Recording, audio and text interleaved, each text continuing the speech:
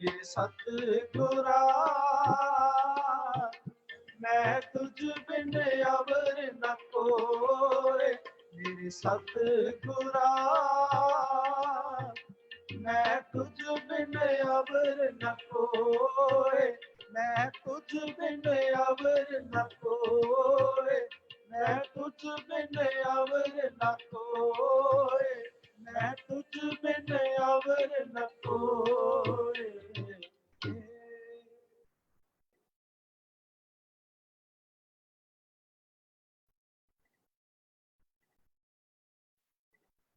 अगर आप इसको सिख समझ रहे हैं तो गलत है, क्योंकि सिख शराब या किसी भी तरह का नशा नहीं करता।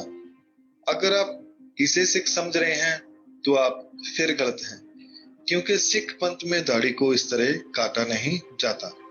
और अगर आप इसे सिख समझ रहे हैं तो आप फिर से गलत हैं, क्योंकि सिख मूर्तियों के आगे माथा नहीं टेकता।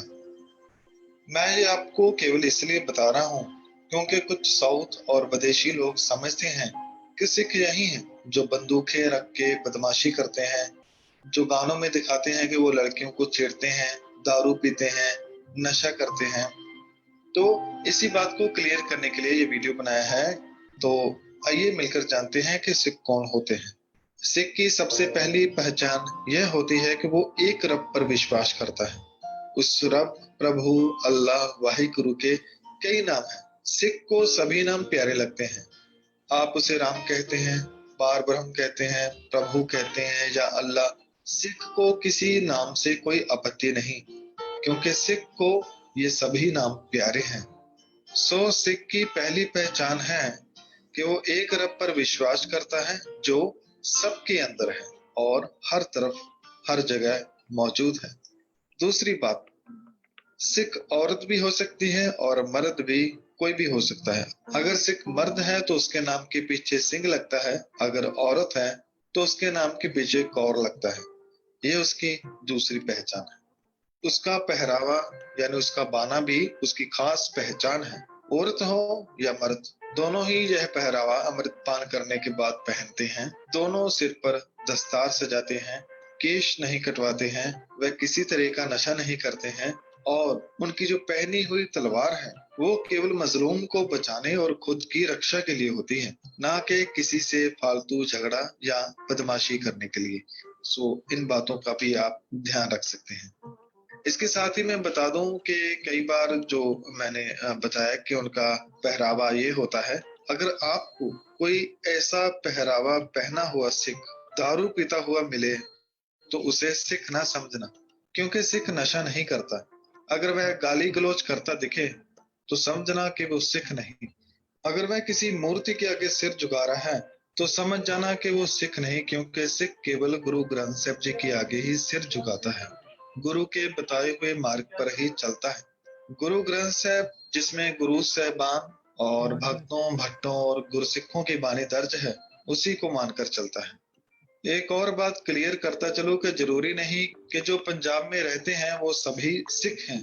पंजाब में भी बाकी राज्यों की तरह हर धर्म वाला, यानी हिंदू, मुस्लिम, सिख, ईसाई इंसान सभी रहते हैं।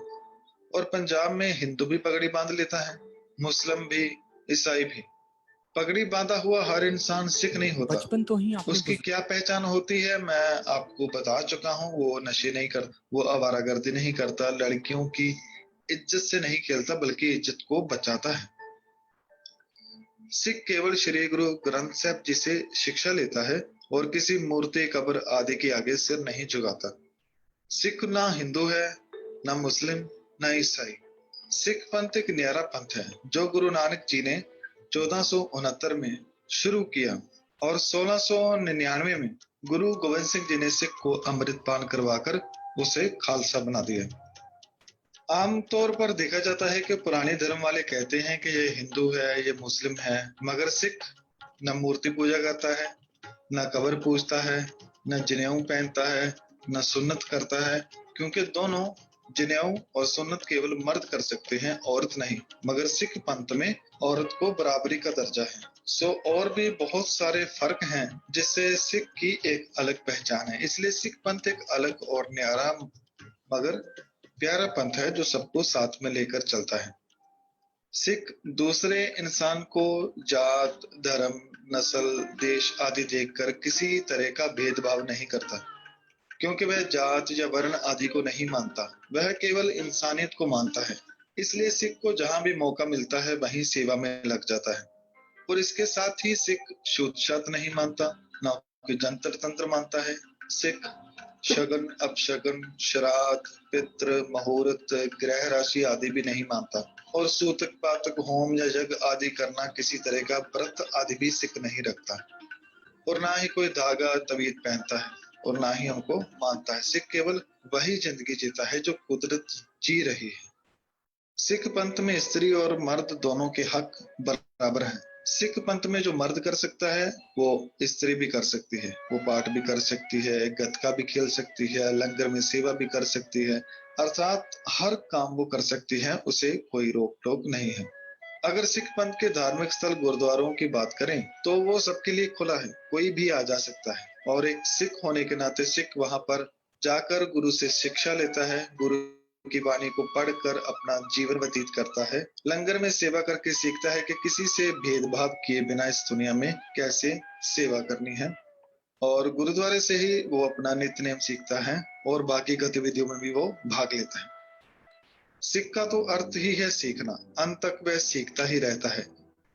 और श्री गुरु ग्रंथ साहिब जी के अंदर इतने सारे खजाने छुपे हुए हैं, अगर हर रोज भी हम ढूंढते रहें तो भी खत्म नहीं होते। यह समुद्र में छुपे खजानों की तरह हैं, जितना गहरा जाओगे उतने ज्यादा खजाने मिलेंगे। सो सिख हर रोज गुरबानी का पाठ करके उसमें से जीवन रहस्यों को खोजता और विस्मादित रहता है। सिख किसी से बैर नहीं रखता, न डरता है न डराता है। जैसे कि मैंने पहले बताया कि वो श्री गुरु ग्रंथ साहिब जी के बताए हुए हुक्मों के अनुसार ही जीता है, जो गुरु कहता है वैसे ही वह चलता है। सो दोस्तों, अगली बार जब आप कोई गाना या फिल्म देखें तो समझ जाना कि ये सिख है या पंजाबी।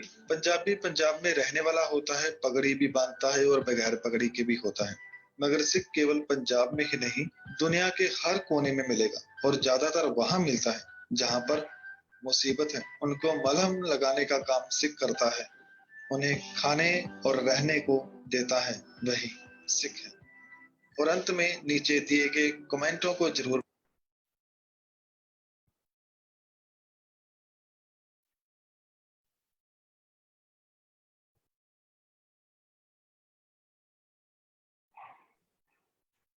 हो गया, अनम्यूट करता उन्होंने, जूम करते जूम।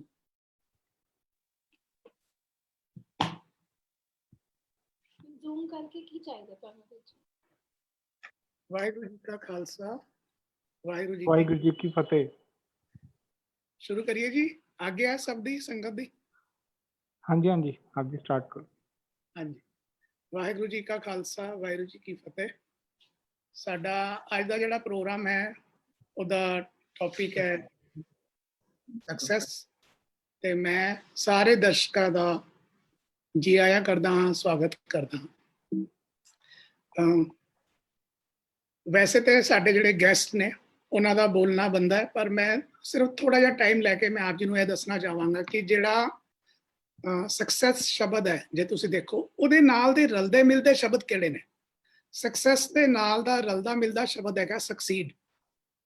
जे तुसीं शब्दां नूं मिलाना शुरू करो ते सक्सीड विच जिहड़ा सीड शब्द आ रहा है, इहदी जिहड़ी बनतर है इस सीड शब्द दी फ्रेंच और लैटिन तो आंदी है।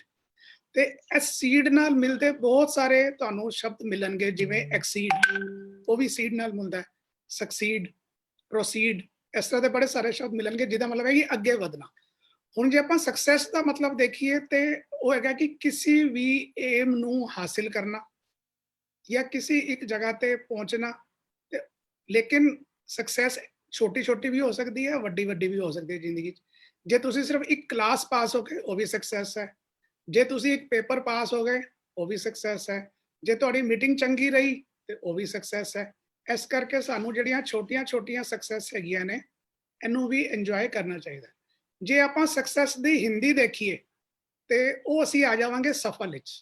इहदा एक ਉਹਦਾ अर्थ होएगा कामयाब। तो सानू को दो शब्द ने हिंदी दे, एक हैगा सफल ते एक हैगा कामयाब। ये दोनों असीं सफलता वास्ते वरत सकने आ। ਬਾਕੀ ਜੇ ਡਿਕਸ਼ਨਰੀ ਜਾਵਾਂਗੇ ਤਾਂ ਸਫਲ ਨਾਲ ਮਿਲਦੇ ਹੋਰ ਬੜੇ ਸ਼ਬਦ ਹੋ ਜਾਣਗੇ, ਸਫਲ ਤੋਂ ਸਫਲਤਾ ਬਣ ਜਾਏਗਾ। ਤੇ ਜੇ ਅਸੀਂ ਗੁਰੂ ਗ੍ਰੰਥ ਸਾਹਿਬ ਵੀ ਦੇਖੀਏ ਤੇ ਗੁਰੂ ਗ੍ਰੰਥ ਸਾਹਿਬ ਵਿੱਚ ਵੀ ਸਫਲ ਸ਼ਬਦ ਆਇਆ ਹੈ। ਔਰ ਮੇਰੇ ਖਿਆਲ ਨਾਲ ਜਿਹੜਾ ਜਦ ਤੱਕ ਮੈਂ ਲੱਭ ਰਿਹਾ ਸੀ ਤੇ ਤਕਰੀਬਨ 100 ਤੋਂ ਉੱਤੇ 115 ਵਾਰੀ ਦੇ ਲਗਭਗ ਸ਼ਬਦ ਆਇਆ।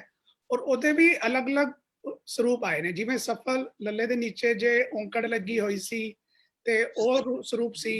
ਇੱਕ ਸਰੂਪ ਸੀ ਸਫਲਿਓ, ਸਫਲਿਓ ਵੀ ਸੀ, ਬਿਨਾਂ ਉਹ ਔਕੜ ਦੇ ਵੀ ਹੈਗਾ ਵੇ। ਸੋ ਅਲੱਗ-ਅਲੱਗ ਰੂਪਾਂ ਵਿੱਚ ਸ਼ਬਦ ਆਂਦਾ ਵੇ ਔਰ ਉਹਦੇ ਚ ਗੁਰਬਾਣੀ ਦੀਆਂ ਪੰਕਤੀਆਂ ਵੀ ਆਂਦੀਆਂ ਨੇ।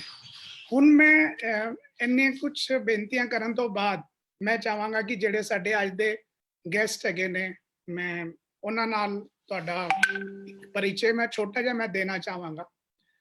ਸਾਡੇ ਅੱਜ ਦੇ ਗੈਸਟ ਬੜੇ ਪਿਆਰੇ, ਗੁਰਮੁਖ ਪਿਆਰੇ ਮੈਂ ਕਹਾਂਗਾ, ਡਾਕਟਰ ਸਰਦਾਰ ਬ੍ਰਿਜਪਾਲ ਸਿੰਘ ਜੀ। ਇਹਨਾਂ ਦਾ ਸਫ਼ਰ ਸ਼ੁਰੂ ਹੁੰਦਾ ਹੈ ਸਰਗੋਦਾ, ਜੋ ਅੱਜ ਕੱਲ੍ਹ ਪਾਕਿਸਤਾਨ ਵਿੱਚ ਹੈ। ਉਸ ਤੋਂ ਬਾਅਦ ਇਹਨਾਂ ਦਾ ਸਫ਼ਰ ਦਾ ਅਗਲਾ ਪੜਾਅ ਆਉਂਦਾ ਹੈ ਪਟਿਆਲੇ, ਜਿੱਥੋਂ ਇਹ ਆਪਣੀ ਮੈਟ੍ਰਿਕ ਪੜ੍ਹਦੇ ਨੇ, ਉਹਦੇ ਟੌਪ ਕਰਦੇ ਨੇ। ਉਸ ਤੋਂ ਬਾਅਦ ਇਹ ਮਾਸਟਰਸ ਕਰਦੇ ਨੇ ਇਕਨੋਮਿਕਸ ਵਿੱਚ। ਉਸ ਤੋਂ ਬਾਅਦ ਇਹ ਆਪਣੀ ਮਾਸਟਰਸ ਦੀ, ਅੱਛਾ ਹਾਂ, ਇੱਕ ਖਾਸ ਗੱਲ ਹੈ ਇਹਨਾਂ ਦੀ, ਇਹਨਾਂ ਦੇ ਟੀਚਰ ਪਤਾ ਕੌਣ ਸਨ? ਇਹਨਾਂ ਦੇ ਟੀਚਰ ਸਨ ਆਪਣੇ ਭੂਤਪੂਰਵ ਪ੍ਰਧਾਨ ਮੰਤਰੀ ਡਾਕਟਰ ਮਨਮੋਹਨ ਸਿੰਘ ਜੀ। ਉਹ ਇਹਨਾਂ ਦੇ ਟੀਚਰ ਸਨ। ਇੱਕ ਕਿੰਨੀ ਮਜ਼ੇਦਾਰ ਗੱਲ ਹੈ, ਕਿਸੇ ਦਾ ਡ੍ਰੀਮ ਹੀ ਰਿਹਾ ਹੋਏਗਾ ਕਿ ਸਾਨੂੰ ਕੋਈ ਮਨਮੋਹਨ ਸਿੰਘ ਜੀ ਵਰਗਾ ਟੀਚਰ ਮਿਲੇ ਔਰ ਅਸੀਂ ਉਹਨਾਂ ਕੋਲ ਪੜ੍ਹੀਏ। ਮਤਲਬ ਕਿ ਮੇਰਾ ਤੇ ਡ੍ਰੀਮ ਹੋਏਗਾ। ਅੱਛਾ, ਮੇਰਾ ਤੇ ਬੜਾ ਇਸ ਤਰ੍ਹਾਂ ਲੱਗਦਾ ਕਿ ਜੇ ਵਧੀਆ ਟੀਚਰ ਹੋਣ ਤੇ ਕਿੰਨਾ ਮਜ਼ਾ ਕਿੰਨਾ ਆਉਂਦਾ ਹੋਏਗਾ ਪੜ੍ਹਨ ਦਾ। ਜਿਵੇਂ ਅੱਜ ਅਸੀਂ ਸੋਚਦੇ ਹਾਂ, ਸਾਨੂੰ ਕਈ ਟੀਚਰ ਜਾਣਦੇ ਨੇ ਜਿਹੜੇ ਕਹਿੰਦੇ ਨੇ ਜੀ ਡਾਕਟਰ ਗੰਡਾ ਸਿੰਘ ਜੀ ਮੇਰੇ ਪ੍ਰੋਫੈਸਰ ਹੁੰਦੇ ਸੀ, ਜਾਂ ਡਾਕਟਰ ਸਾਹਿਬ ਸਿੰਘ, ਪ੍ਰੋਫੈਸਰ ਸਾਹਿਬ ਸਿੰਘ ਸਾਡੇ ਪ੍ਰੋਫੈਸਰ ਹੁੰਦੇ ਸੀ। ਕਿੰਨਾ ਮਜ਼ਾ ਕਿੰਨਾ ਆਉਂਦਾ ਹੋਏਗਾ ਜਦੋਂ ਜੋ ਅੱਜ ਕੱਲ੍ਹ ਦੇ ਯੂਨੀਵਰਸਿਟੀ ਨੂੰ ਉਹ ਵੀ ਰਿਟਾਇਰ ਹੋ ਚੁੱਕੇ ਨੇ, ਜਿਨ੍ਹਾਂ ਨੇ ਡਾਕਟਰ ਗੰਡਾ ਸਿੰਘ ਕੋਲ ਪੜ੍ਹਿਆ ਹੋਇਆ, ਔਰ ਉਹ ਕਦੀ ਕਦੀ ਗੱਲਾਂ ਸੁਣਾਉਂਦੇ ਨੇ ਤੇ ਬੜਾ ਉਹਦਾ ਮਜ਼ਾ ਆਉਂਦਾ। ਇਸ ਤੋਂ ਬਾਅਦ ਜੇ ਅਸੀਂ ਦੇਖੀਏ, ਇਹਨਾਂ ਨੇ PhD ਕੀਤੀ। PhD ਤੋਂ ਬਾਅਦ ਜਿਹੜੇ IAS ਆਫਿਸਰਸ ਦੀ ਜਿੱਥੇ ਟ੍ਰੇਨਿੰਗ ਹੁੰਦੀ ਹੈ ਮਸੂਰੀ ਵਿੱਚ, ਇਹ IAS ਆਫਿਸਰਸ ਨੂੰ ਜਦੋਂ ਬਣ ਰਹੇ ਹੁੰਦੇ ਨਾ IAS ਆਫਿਸਰ ਦੇਹਰਾਦੂਨ ਵਿੱਚ, ਉਹਨਾਂ ਨੂੰ ਟ੍ਰੇਨਿੰਗ ਦਿੰਦੇ ਰਹੇ ਨੇ ਕਿ IAS ਆਫਿਸਰ ਬਣਨਾ ਕਿਸ ਤਰ੍ਹਾਂ। ਇਹ ਮਤਲਬ ਬੜੀ ਵੱਡੀ ਗੱਲ ਹੈ ਮੇਰੇ ਖਿਆਲ ਨਾਲ। ਉਸ ਤੋਂ ਬਾਅਦ ਇਹ ਪਟਿਆਲੇ ਵੀ ਰਹੇ। ਪਟਿਆਲੇ ਵੀ ਇਹਨਾਂ ਨੇ ਪ੍ਰੋਫੈਸਰ ਦੀ ਸੇਵਾ ਨਿਭਾਈਆਂ। ਤੇ ਉਸ ਤੋਂ ਬਾਅਦ ਪਟਿਆਲੇ ਵਿੱਚ ਰਹਿੰਦੇ ਹੋਏ ਇਹਨਾਂ ਨੇ ਇੰਸਟੀਚਿਊਟਸ ਦੀ ਪ੍ਰਧਾਨਗੀ ਵੀ ਕੀਤੀ, ਆਪਣੀ ਸੇਵਾ ਵੀ ਉੱਥੇ ਦਿੱਤੀਆਂ। ਮੰਦ Gopal institute of competitions and employment 10 ਸਾਲ ਉੱਥੇ ਇਹਨਾਂ ਨੇ ਸੇਵਾ ਦਿੱਤੀਆਂ। ਫਿਰ editor chief of Akal journal of spiritualism, ਉਹਦੇ ਵਿੱਚ ਵੀ ਇਹ ਰਹੇ। ਤੇ ਇਸ ਵੇਲੇ ਇਹ ਪ੍ਰੈਜ਼ੀਡੈਂਟ ਹੈਗੇ ਨੇ academy of Sikh religion and culture Patiala, ਤੇ ਚੇਅਰਮੈਨ ਹੈਗੇ ਨੇ ਗੁਰੂ ਨਾਨਕ ਦੇਵ ਮਿਸ਼ਨ ਪਟਿਆਲਾ। ਤੇ ਮੈਂ ਬੜੀ ਨਿਮਰਤਾ ਸਹਿਤ, ਪਿਆਰ ਸਹਿਤ, ਅਦਬ ਸਹਿਤ ਬੇਨਤੀ ਕਰਾਂਗਾ ਕਿ ਡਾਕਟਰ ਬ੍ਰਿਜਪਾਲ ਸਿੰਘ ਜੀ ਦਰਸ਼ਕਾਂ ਦੇ ਸਮੁਖ ਹੋਣ, ਸਾਡੀ ਸੰਗਤ ਦੇ ਨਾਲ ਆਪਣੇ ਵਿਚਾਰ ਸਾਂਝੇ ਕਰਨ ਤੇ ਅਸੀਂ ਉਸ ਤੋਂ ਲਾਭ ਖੱਟੀਏ। ਡਾਕਟਰ ਬ੍ਰਿਜਪਾਲ ਸਿੰਘ ਜੀ। ਵਾਹਿਗੁਰੂ ਜੀ ਕਾ ਖਾਲਸਾ, ਵਾਹਿਗੁਰੂ ਜੀ ਕੀ ਫਤਿਹ। ਮੇਰੀ ਆਵਾਜ਼ ਪਹੁੰਚ ਰਹੀ ਹੋਏਗੀ ਇਹ ਸੋਚ ਕੇ ਮੈਂ ਸਤਿਗੁਰੂ ਦਾ ਧੰਨਵਾਦ, ਜਿਨ੍ਹਾਂ ਨੇ ਇਹ ਮੌਕਾ ਦਿੱਤਾ ਹੈ ਕਿ ਮੈਂ ਤੁਹਾਡੇ ਰੂਬਰੂ, ਤੁਹਾਡੇ ਸਨਮੁਖ ਹੋ ਕੇ ਕੁਝ ਵਿਚਾਰ ਰੱਖ ਸਕਾਂ। ਮੈਂ ਬਹੁਤੀਆਂ ਗੱਲਾਂ ਪ੍ਰਾਰੰਭਕ ਨਾ ਕਰਕੇ ਸਿੱਧਾ ਵਿਸ਼ੇ ਵੱਲ ਆਉਂਦਾ ਹਾਂ ਕਿ ਸਫਲਤਾ, ਸਕਸੈਸ ਕੀ ਹੁੰਦੀ ਹੈ।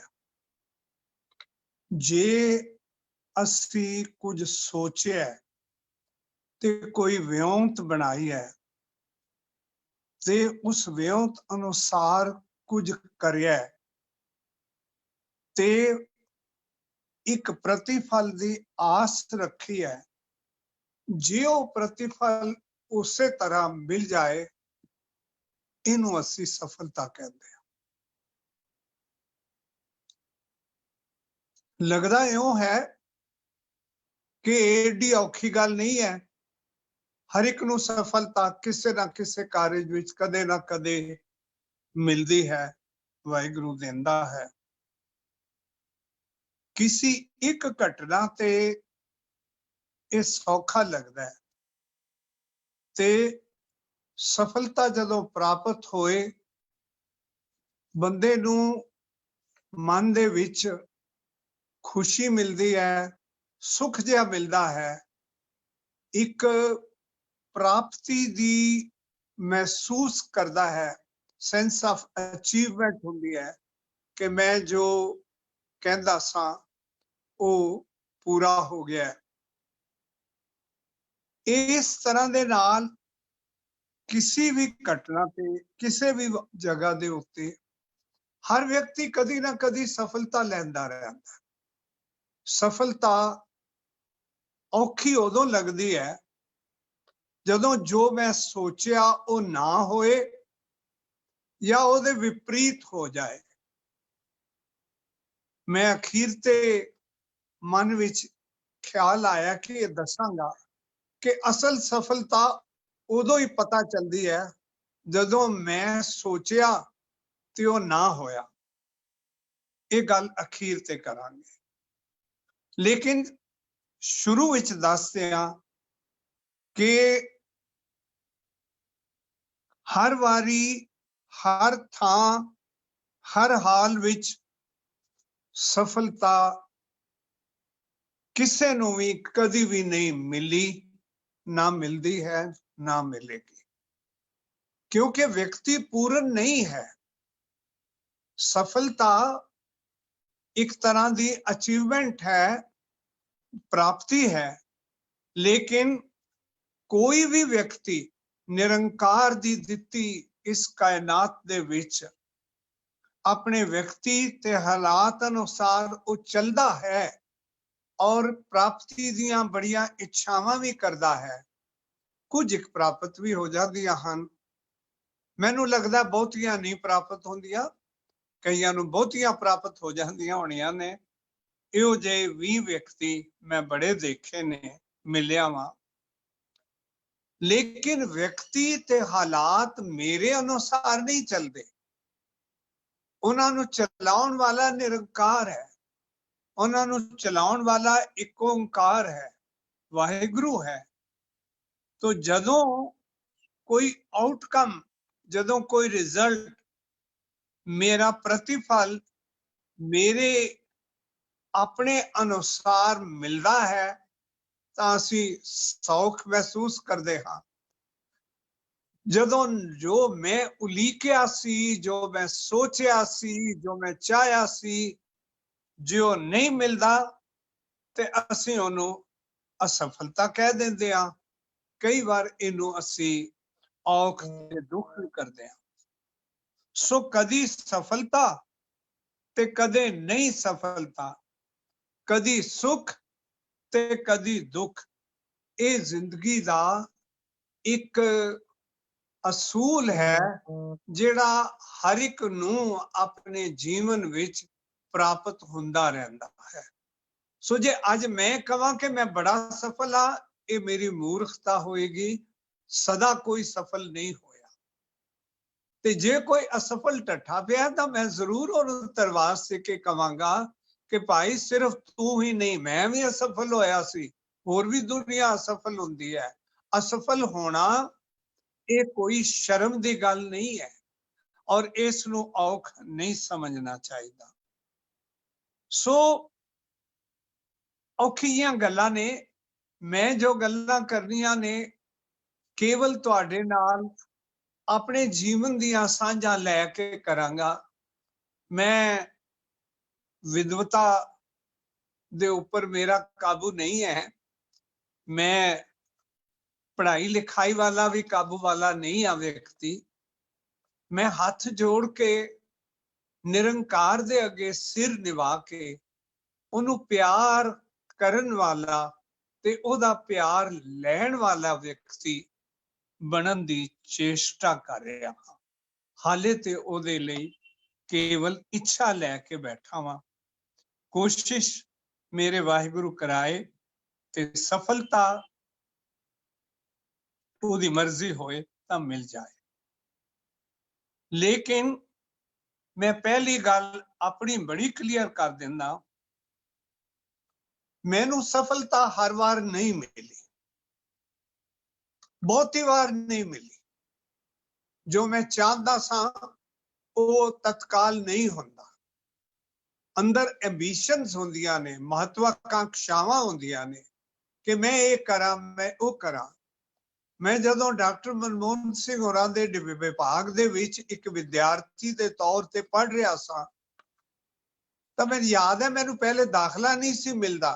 ਕਹਿੰਦੇ ਸਨ ਤੇਰਾ ਪਿਛਲਾ ਰਿਕਾਰਡ ਇਤਨਾ ਨਹੀਂ ਹੈ ਕਿ ਤੈਨੂੰ ਇਸ ਵਿਭਾਗ ਵਿੱਚ ਦਾਖਲ ਕੀਤਾ ਜਾਏ। ਤੇ ਮੈਂ ਕਿਹਾ ਸੀ ਜੀ ਠੀਕ ਹੈ, ਮੈਨੂੰ ਐਵੇਂ ਬਾਹਰ ਬੈਠਣ ਦਿਓ, ਮੇਰੀ ਫੀਸ ਨਾ ਲਓ, ਮੈਂ ਇਮਤਿਹਾਨ ਨਹੀਂ ਦਿਆਂਗਾ, ਪਰ ਮੈਨੂੰ ਪੜ੍ਹਨ ਦਾ ਸ਼ੌਕ ਹੈ, ਪੜ੍ਹਨ ਦਿਓ। ਮੇਰੇ ਇੰਟਰਵਿਊ ਲੈਣ ਵਾਲੇ ਡਾਕਟਰ ਮਨਮੋਹਨ ਸਿੰਘ ਤੇ ਇੱਕ ਟੀਚਰ ਐਸ.ਬੀ. ਰੰਗਨੇਕਰ ਸਨ। ਉਹ ਕਹਿੰਦੇ ਨੇ ਕਿ ਅਸੀਂ ਇੰਜ ਨਹੀਂ ਕਰ ਸਕਦੇ ਕਿ ਐਵੇਂ ਹੀ ਬਿਠਾ ਦਈਏ। ਮੈਂ ਕਿਹਾ ਜੀ ਮੈਨੂੰ 10 ਦਿਨ ਬੈਠਣ ਦਿਓ, ਜੇ ਤੁਹਾਨੂੰ ਲੱਗਿਆ ਕਿ ਮੈਂ ਪੜ੍ਹਨ ਯੋਗ ਹਾਂ ਤਾਂ ਪੜ੍ਹਾਉਣਾ, ਨਹੀਂ ਤੇ ਨਹੀਂ ਪੜ੍ਹਾਉਣਾ। ਇਸ ਗੱਲ ਤੇ ਉਹ ਸਵੀਕਾਰ ਕਰ ਲਿਆ, ਔਰ ਉਹ ਵੀ ਇਸ ਲਈ ਸਵੀਕਾਰ ਕੀਤਾ ਕਿ BA ਆਨਰਸ ਇੰਗਲਿਸ਼ ਮੈਂ ਕੀਤੀ ਹੋਈ ਸੀ। तो मेरे टीचर उचेचे रूप विच बिना मैनू दसे, बिना मैनू कहे साइकिल दे उत्ते चंडीगढ़ ओ डिपार्टमेंट विच जाके डॉक्टर मनमोहन सिंह नू कह आए सन कि इहदे रिजल्ट वाल ना देखो, ये विद्यार्थी ठीक है। सो मैनू दाखला कर लिया गया। हुण मैं इसनू सफलता मन्ना कि मैं इहनू किरपा मन्ना। सफलता ਜਦੋਂ ਮੈਂ ਦਾਖਲਾ ਲੈਣਾ ਚਾਹੁੰਦਾ ਸਾਂ, ਦਾਖਲਾ ਮਿਲ ਗਿਆ, ਪਰ ਮੈਨੂੰ ਲੱਗਿਆ ਕਿ ਮੈਨੂੰ ਬੜੇ ਔਖ ਨਾਲ ਮਿਲਿਆ। ਫਿਰ ਵਾਹਿਗੁਰੂ ਦੀ ਅਪਾਰ ਬਖਸ਼ਿਸ਼ ਅਨੇਕ ਤਰ੍ਹਾਂ ਹੋਈ ਤੇ ਮੈਨੂੰ ਵਿਭਾਗ ਦਾ ਚੰਗਾ ਵਿਦਿਆਰਥੀ ਸਮਝਿਆ ਜਾਣ ਲੱਗ ਗਿਆ। ਪੰਜਾਬ ਯੂਨੀਵਰਸਿਟੀ ਚੰਡੀਗੜ੍ਹ ਵਿੱਚ ਉਸ ਵੇਲੇ ਸਿਰਫ 2 ਵਿਭਾਗ 3 ਆਏ ਸਨ ਤੇ नॉन साइंसिस ਦੇ ਵਿੱਚੋਂ ਸਿਰਫ ਇਕਨੋਮਿਕਸ ਡਿਪਾਰਟਮੈਂਟ ਆਇਆ ਸੀ। ਸੋ ਮੈਨੂੰ ਬੜੀ ਖੁਸ਼ੀ ਹੋ ਗਈ ਕਿ ਜੇ ਮੈਨੂੰ ਦਾਖਲਾ ਨਾ ਮਿਲਦਾ ਫਿਰ ਸ਼ਾਇਦ ਮੈਨੂੰ ਕਲਰਕ ਦੀ ਨੌਕਰੀ ਮਿਲਦੀ, ਕਿਉਂਕਿ ਮੇਰੇ ਘਰ ਵਾਲੇ ਮੈਨੂੰ ਬਾਹਰ ਪੜ੍ਹਾਉਣ ਦੀ ਯੋਗਤਾ ਨਹੀਂ ਰੱਖਦੇ ਸਨ। ਮੈਂ ਦੱਸਣਾ ਇਹ ਹੈ ਕਿ ਕਿਰਪਾ, ਸਫਲਤਾ, ਇਹਨਾਂ ਦੋਨਾਂ ਵਿੱਚ ਕੀ ਫਰਕ ਹੋ ਜਾਂਦਾ ਹੈ। ਜਦੋਂ ਮੈਂ ਪੜ੍ਹ ਰਿਹਾ ਸੀ, 2 ਸਾਲ ਪੜ੍ਹਦਾ ਰਿਹਾ, ਉੱਥੇ ਬਾਹਰੋਂ 3-4 ਅਮਰੀਕਨ ਪ੍ਰੋਫੈਸਰ ਕੈਂਬਰਿਜ ਤੋਂ ਆਏ ਔਰ ਹਰ ਇੱਕ ਨੇ ਮੈਨੂੰ ਕਿਹਾ ਕਿ ਤੂੰ ਸਾਡੇ ਨਾਲ ਚੱਲੀ, ਅਸੀਂ ਤੈਨੂੰ ਬਾਹਰ ਪੜ੍ਹਾਉਣ ਦਾ ਵਜ਼ੀਫਾ ਦੇਵਾਂਗੇ। ਸੋ ਮੇਰੇ ਮਨ ਦੇ ਵਿੱਚ ਫਤੂਰ ਹੋ ਗਿਆ ਕਿ ਵੀ ਮੈਂ ਤੇ ਬੜਾ ਲਾਇਕ ਹਾਂ। ਤੇ ਜਦੋਂ ਰਿਜ਼ਲਟ ਆਇਆ ਤਾਂ ਪਾਰਟ 1 ਦੇ ਵਿੱਚ ਬਹੁਤ ਅੱਛਾ ਸੀ, ਤਾਂ ਹੀ ਉਹਨਾਂ ਕਿਹਾ ਸੀ। ਪਾਰਟ 2 ਦੇ ਰਿਜ਼ਲਟ ਨਾਲ ਮੈਂ ਮੁਸ਼ਕਿਲ ਦੇ ਨਾਲ 2nd ਡਿਵੀਜ਼ਨ ਬਣ ਸਕੀ। ਮੈਨੂੰ ਨਹੀਂ ਸਮਝ ਆਈ ਕਿ ਇਹ ਮੇਰੀ ਅਸਫਲਤਾ ਕਿਉਂ ਹੋਈ। ਬੜੀ ਦੇਰ ਬਾਅਦ ਮੈਨੂੰ ਪਤਾ ਚੱਲਿਆ, ਬੜੀ ਦੇਰ ਜਦੋਂ ਇਹ ਅਸਫਲਤਾ ਮਿਲੀ। ਮੈਂ ਆਪਣੀ ਕਮਜ਼ੋਰੀ ਦੱਸਦਾ ਤਾਂ ਕਿ ਤੁਹਾਨੂੰ ਲੱਗੇ। ਮੈਂ ਖੂਬ ਰੋਇਆ, ਅਥਰੂ ਕੱਢ ਕੇ ਚੰਗੀ ਤਰ੍ਹਾਂ, ਕਈ ਘੰਟੇ ਰੋਂਦਾ ਰਿਹਾ ਕਿ ਮੈਂ ਤੇ ਸੋਚਿਆ ਸੀ ਮੈਂ ਬਾਹਰ ਜਾ ਸਕਦਾ ਤੇ ਇੱਥੇ ਤੇ ਮੈਂ ਦਾਖਲਾ ਲੈਣਾ ਤੇ ਮੈਨੂੰ ਪੜ੍ਹਨਾ ਵੀ ਔਖਾ ਹੋ ਗਿਆ। ਸੋ ਵਾਹਿਗੁਰੂ ਦੀ ਬਖਸ਼ਿਸ਼, ਚਲੋ ਦੂਜੇ ਪਾਸੇ ਕੈਰੀਅਰ ਸ਼ੁਰੂ ਹੋ ਗਿਆ। ਮੈਂ ਅਪਲਾਈ ਕੀਤਾ, ਨੌਕਰੀ ਮਿਲ ਗਈ, ਹੋਰ ਬਹੁਤ ਕੁਝ ਹੋਇਆ। ਮੈਨੂੰ ਬੜੀ ਦੇਰ ਬਾਅਦ ਪਤਾ ਚੱਲਿਆ ਕਿ ਮੇਰਾ ਰਿਜ਼ਲਟ ਕਿਉਂ ਮਾੜਾ ਆਇਆ ਸੀ, ਜਦ ਮੈਂ ਸਮਝਦਾ ਸੀ ਕਿ ਪੇਪਰ ਠੀਕ ਸਨ।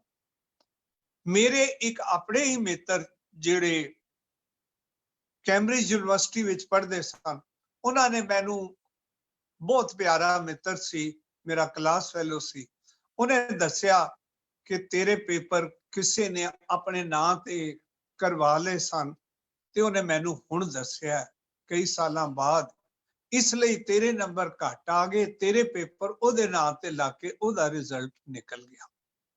ਉਦੋਂ ਤੱਕ ਮੈਂ ਸਟੇਬਲ ਹੋ ਗਿਆ ਸੀ, ਮੈਨੂੰ ਜ਼ਿੰਦਗੀ ਨੂੰ ਸਮਝਣਾ ਸ਼ੁਰੂ ਆ ਗਿਆ ਸੀ ਤੇ ਮੈਂ ਲੈਕਚਰਰ ਸੀ ਇਕਨੋਮਿਕਸ ਰਾਜਸਥਾਨ ਦੇ ਵਿੱਚ ਪੜ੍ਹਾ ਰਿਹਾ ਸਾਂ। ਹੁਣ ਜਦੋਂ when I look back, ਮੈਨੂੰ ਲੱਗਦਾ ਹੈ ਉਹ ਅਸਫਲਤਾ ਮੇਰੀ ਸਫਲਤਾ ਬਣ ਗਈ।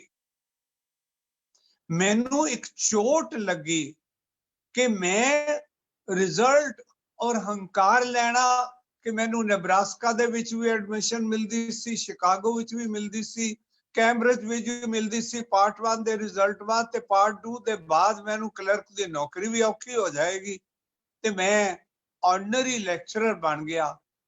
ਫਿਰ ਉਸ ਦੇ ਨਾਲ ਮੇਰਾ ਕੈਰੀਅਰ ਨਵੇਂ ਤੌਰ ਤੇ ਸ਼ੁਰੂ ਹੋਇਆ। ਰੱਬ ਨੂੰ ਨਿਹੋਰਾ ਨਹੀਂ ਦਿੱਤਾ। ਉਦੋਂ ਮੈਨੂੰ ਲੱਗਿਆ ਕਿ ਮੇਰਾ ਨਿਰੰਕਾਰ ਜੋ ਕਰਦਾ ਹੈ ਉਹ ਠੀਕ ਕਰਦਾ ਹੈ, ਤੇ ਉਦੋਂ ਹੀ ਮੈਨੂੰ ਪਤਾ ਚੱਲਿਆ ਕਿ ਅਸਲ ਦੇ ਵਿੱਚ ਦੁੱਖ ਤੇ ਸੁੱਖ ਘਟਨਾਵਾਂ ਨਹੀਂ ਹਨ, ਸਫਲਤਾ ਤੇ ਅਸਫਲਤਾ ਘਟਨਾਵਾਂ ਨਹੀਂ ਹਨ। ਇਹ ਮੇਰੇ ਮਨ ਦੇ ਉੱਤੇ ਹਾਲਾਤ ਦਾ ਇੱਕ ਪ੍ਰਤੀਕਰਮ ਹੁੰਦਾ ਹੈ, ਮੇਰੇ ਉੱਤੇ ਇੱਕ ਰਿਐਕਸ਼ਨ ਆਉਂਦਾ ਹੈ ਤੇ ਮੈਂ ਸੋਚਦਾ ਵਾਂ ਹਾਏ ਕੀ ਹੋ ਗਿਆ, ਜਾਂ ਵਾਹ ਵਾਹ ਬਹੁਤ ਕਮਾਲ ਹੋ ਗਿਆ। ਵਾਹਿਗੁਰੂ ਨਾ ਕਿਸੇ ਨੂੰ ਸਦਾ ਕਮਾਲ ਰੱਖਦਾ ਹੈ, ਨਾ ਹੀ ਵਾਹਿਗੁਰੂ ਕਿਸੇ ਨੂੰ ਸਦਾ ਦੁੱਖ ਵਿੱਚ ਰੱਖਦਾ ਹੈ। ਦੁੱਖ ਸੁੱਖ ਦੋਏ ਕੱਪੜੇ, ਇਹ ਤੇ ਅਸੀਂ ਅਦਲ ਦੇ ਬਦਲਦੇ ਰਹਿੰਦੇ ਹਾਂ। ਇਸ ਲਈ ਮੇਰੇ ਵਾਸਤੇ ਸਫਲਤਾ ਕੋਈ ਬਹੁਤੀ ਵੱਡੀ ਚੀਜ਼ ਨਹੀਂ ਹੈ। ਤੇ ਜੇ ਮੈਂ ਨਾਲ ਹੀ ਕਹਿ ਦਿਆਂ ਕਿ ਅਸਫਲਤਾ ਵੀ ਕੋਈ ਵੱਡੀ ਚੀਜ਼ ਨਹੀਂ ਹੈ, ਇਸ ਲਈ ਸਫਲ ਹੋਣਾ ਹੰਕਾਰ ਨਾ ਬਣੇ, ਅਸਫਲ ਹੋਣਾ ਮੇਰੇ ਲਈ ਨਿਗਾਰ ਨਾ ਬਣੇ, ਮੈਨੂੰ ਡਿਪਰੈਸ਼ਨ ਨਾ ਦੇ। ਇਹ ਹੈ ਮੈਂ ਜਿਹੜਾ ਅੰਦਰ ਹੈ। ਜਦੋਂ ਇਸ ਮੈਂ ਉੱਤੇ ਮੈਂ ਕਾਬੂ ਕਰ ਲਵਾਂਗਾ, ਜਦੋਂ ਮੈਂ ਮਨ ਜਿੱਤ ਲਵਾਂਗਾ, ਫਿਰ ਮੇਰੀ ਜਿੱਤ, ਮੇਰੇ ਗੁਰੂ ਨਾਨਕ ਦੇਵ ਜੀ ਤੇ ਕਹਿੰਦੇ ਨੇ ਮਨ ਜੀਤ ਹੈ ਜਗ ਜੀਤ। ਸਾਰੀ ਦੁਨੀਆ ਜਿੱਤ ਸਕਦਾ ਤੂੰ। ਮਤਲਬ ਇਹ ਹੈ ਕਿ ਫਿਰ ਦੁਨੀਆ ਦੇ ਵਿੱਚ ਕਿਸੇ ਵੀ ਸਿਚੁਏਸ਼ਨ ਵਿੱਚ, ਕਿਸੇ ਵੀ ਔਕੜ ਵਿੱਚ ਤੈਨੂੰ ਨਿਘਾਰ ਨਹੀਂ ਆਏਗਾ, ਤੈਨੂੰ ਬਿਲਕੁਲ ਠੀਕ ਲਏਗਾ।